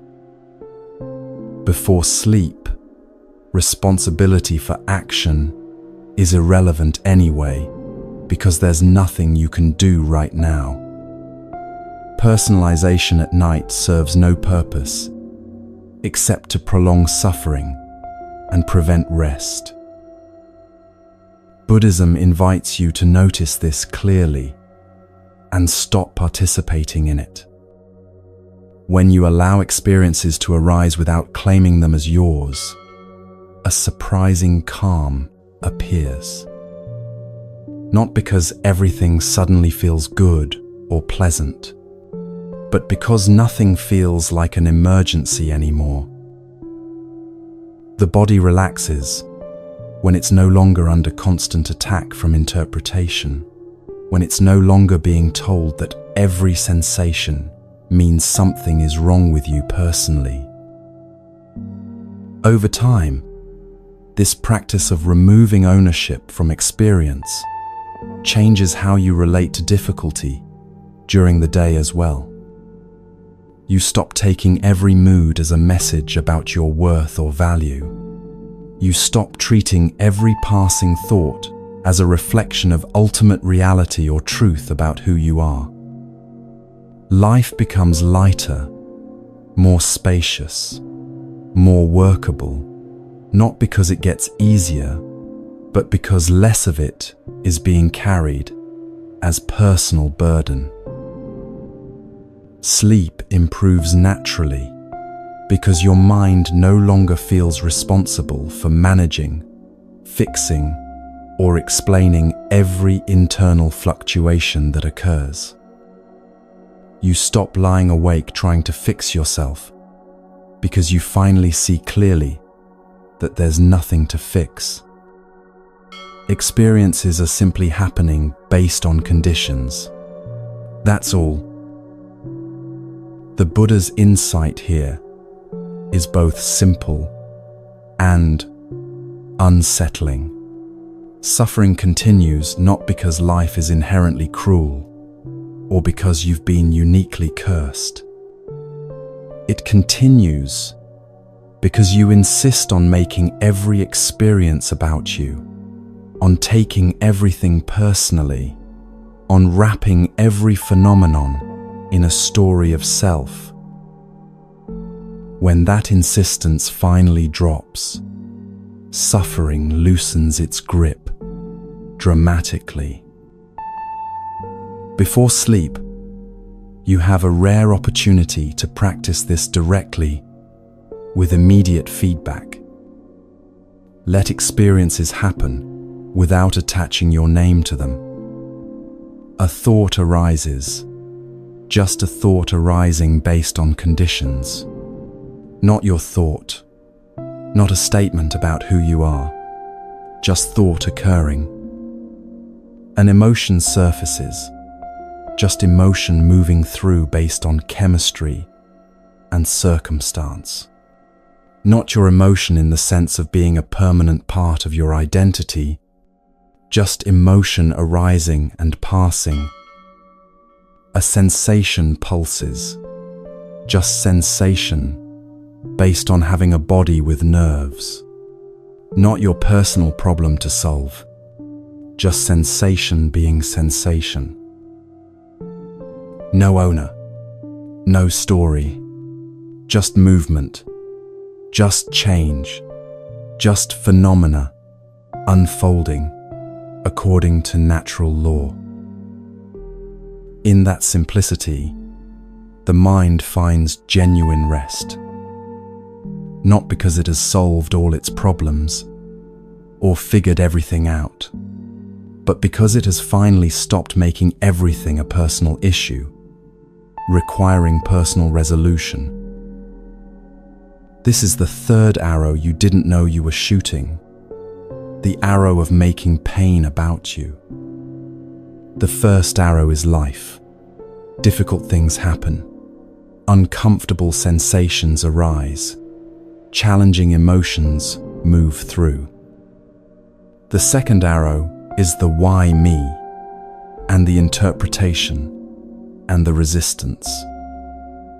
The third arrow, often invisible, is the deep personalization that makes you carry it all as if it defines who you are.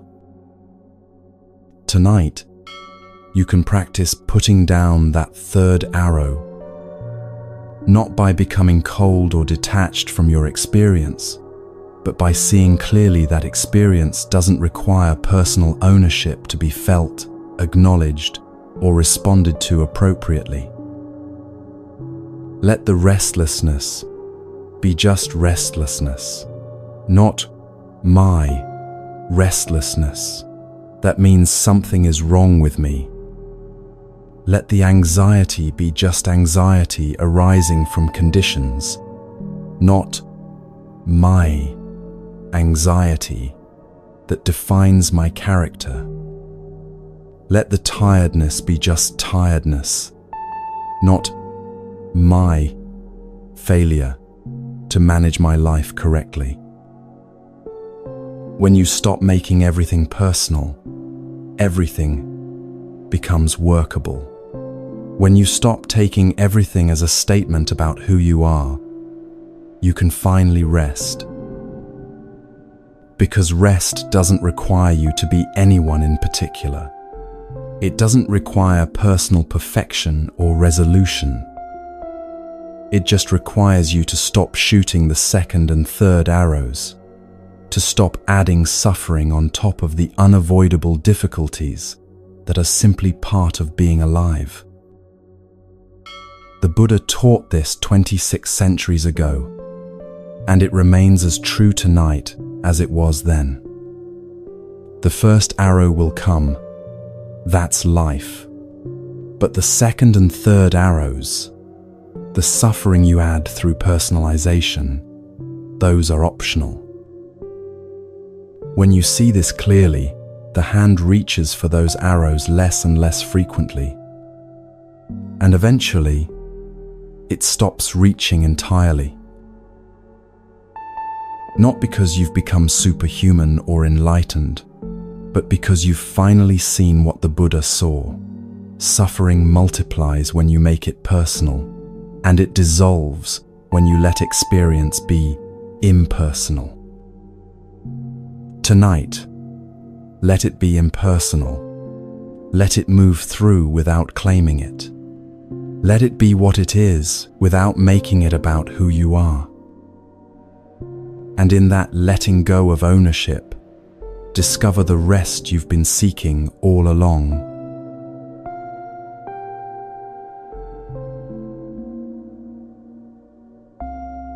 The Buddha once used an image that confused his students at first. He said, "A man needs to cross a dangerous river. The water is deep, the current is strong, and there's no bridge. So he gathers materials and builds himself a raft. He works hard on it, makes it strong and sturdy, ties it together carefully. He uses this raft to cross the river safely and reaches the far shore. Now, upon reaching the other side, should he lift the raft onto his shoulders and carry it on his back for the rest of his journey?" A student answered immediately, "Of course not, Master. The raft served its purpose. It was useful for crossing, but now it would only be a burden. He should let it go." The Buddha nodded. Exactly. In the same way, Even my teachings are to be let go of when their purpose is complete. How much more so, then, should you let go of the suffering you've been carrying, the worry, the regret, the endless mental replaying? These serve no purpose even when you pick them up. Why carry them any further? Another student protested, "But Master, how do we let go? I've been trying to release my anger for years. I've tried every technique, every practice. It won't leave." The Buddha smiled gently. That's precisely the problem. Letting go isn't something you do. It's what remains when you finally stop holding on. Most people fundamentally misunderstand what letting go means. They treat it as an action, a technique, something that requires effort and practice. Try to release the tension. Force yourself to relax. Drop the thought. Let it go. All of these are attempts to do something, to make something happen through effort and control. And this approach often backfires completely. The mind tightens further. Frustration builds. Sleep moves even further away. The Buddha cuts through this confusion with an uncomfortable truth. Letting go is not an action at all. It's what remains when you stop interfering with what's already happening. The interference is subtle and hard to notice at first.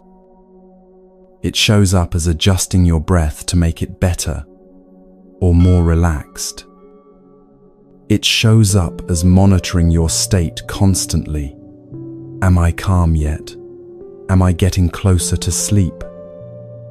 It shows up as checking whether you're relaxed enough, judging how well the letting go is going. None of this feels aggressive or forceful.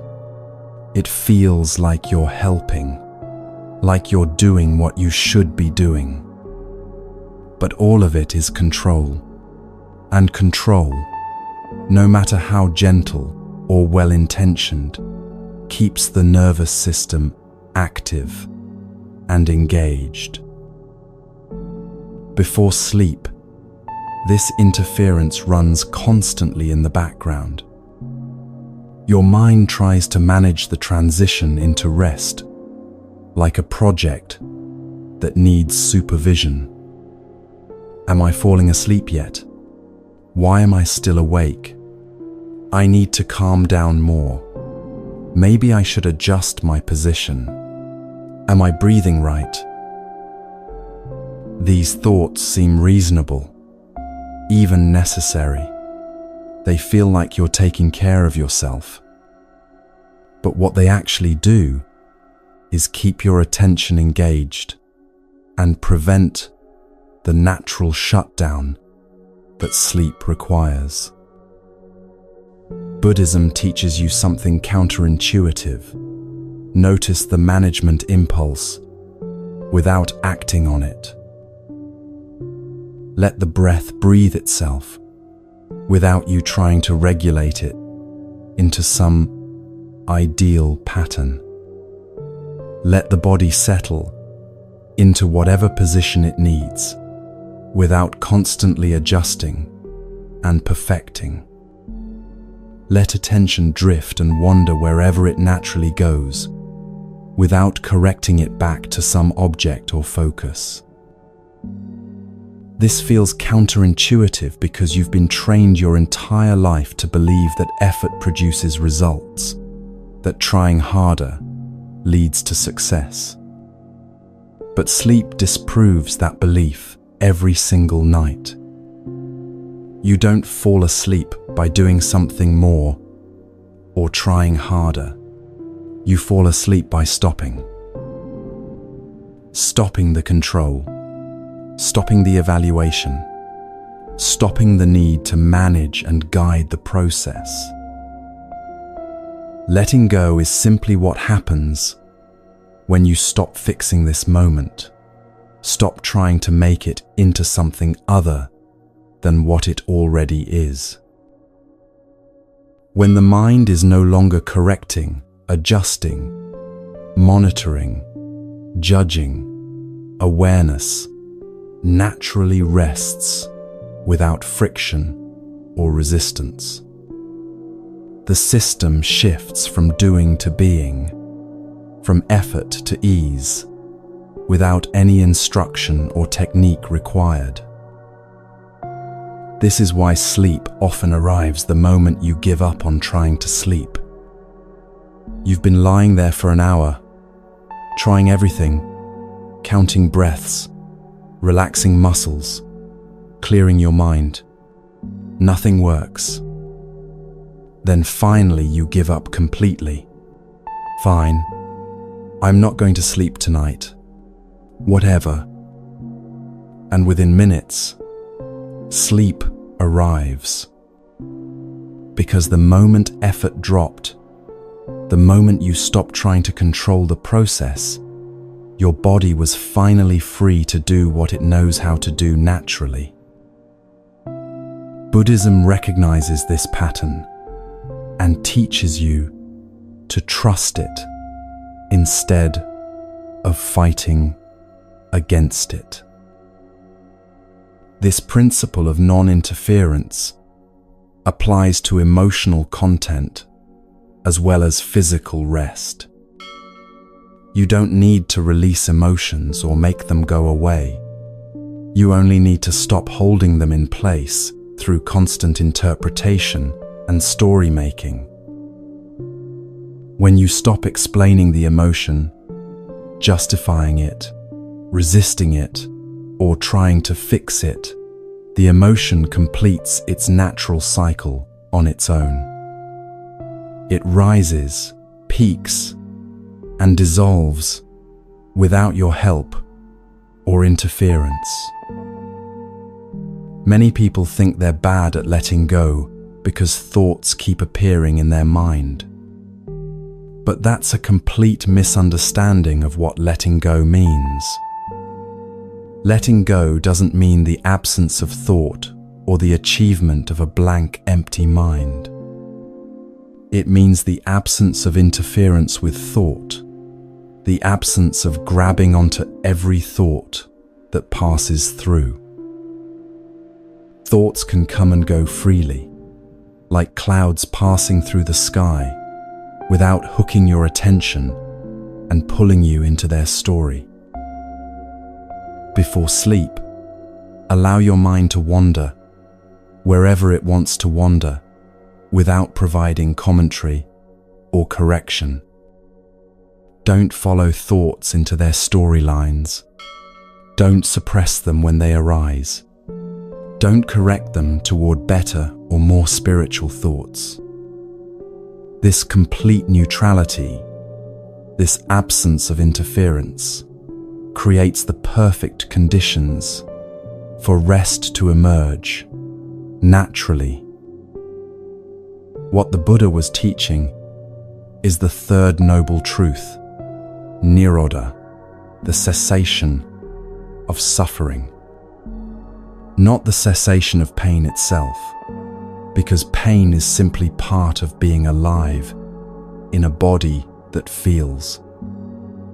But the cessation of the suffering we add on top of pain through our clinging, our resistance, our desperate attempts to control what we cannot control. Cessation doesn't require force or tremendous effort. It requires understanding.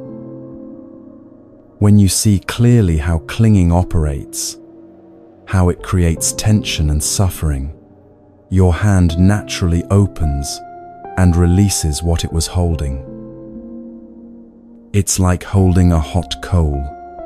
You don't need willpower or practice to drop it. You just need to recognize clearly that it's burning you, and the hand opens by itself. The third noble truth is revolutionary because it declares something radical. Liberation is possible. Not someday in the distant future, not in your next life, not after years or decades of intensive practice. Right now, in this very moment, when you stop adding fuel to your suffering. That fuel is everything we've explored tonight. The resistance to what is, the craving for what isn't, the personalization of every experience, the desperate defense of a constructed identity, the refusal to let go of control. When these stop, suffering stops. Not because your life circumstances suddenly become perfect, but because your relationship to life transforms completely. Before sleep, the third noble truth becomes directly accessible in your immediate experience. You're lying still with nothing to achieve and nowhere to go. You're in the perfect laboratory for observing what happens when you stop trying to make this moment different. When you finally stop trying, what remains?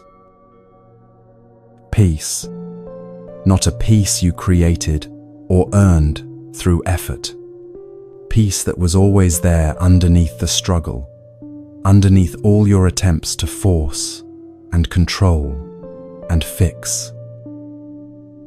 The Buddha's final instruction before rest is quiet and unspectacular.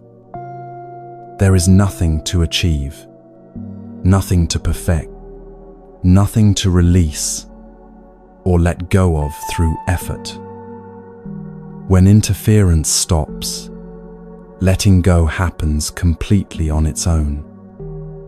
And in that absence of effort, that absence of trying, the mind finally, truly rests. This isn't giving up or becoming passive about your life. It's wisdom. It's recognizing that some things don't require your participation or management. Rest is one of those things. There's a teaching from the Buddha: let go of what belongs to the past. Let go of what belongs to the future. Let go of what belongs to the present. Cross to the farther shore of existence. Tonight, cross to the shore of rest, not by swimming harder or trying more strategies, but by allowing the current that's already moving to carry you. The raft served its purpose when you needed to cross the river of your day, but you've reached the shore now. The day is over. Let the raft go. Let the trying go. Let the effort go. What you're left with isn't nothing. It's rest. Pure, natural, effortless rest. And that's the only thing you ever needed to do. Stop doing and let it happen.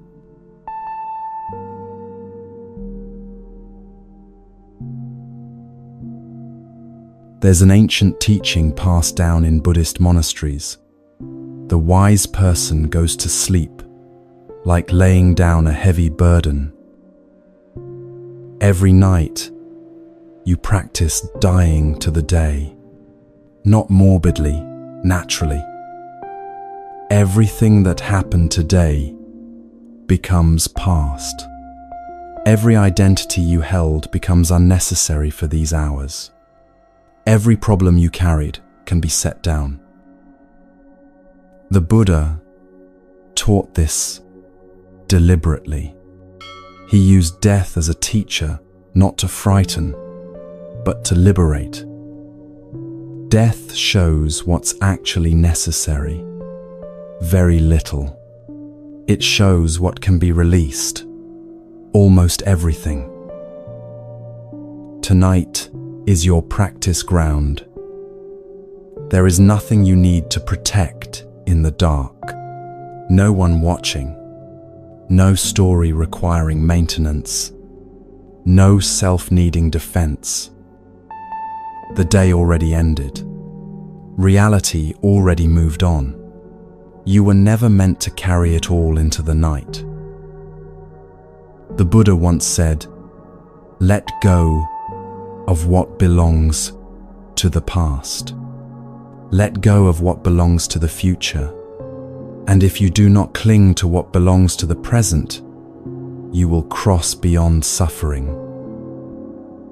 Tonight, you practice that crossing, not by doing anything, but by stopping the hold, stopping the carry, stopping the claim that you must bring everything with you. When you finally release your grip, something simple reveals itself. You don't disappear. You rest. These hours together are ending. Something has shifted. You feel it or you don't.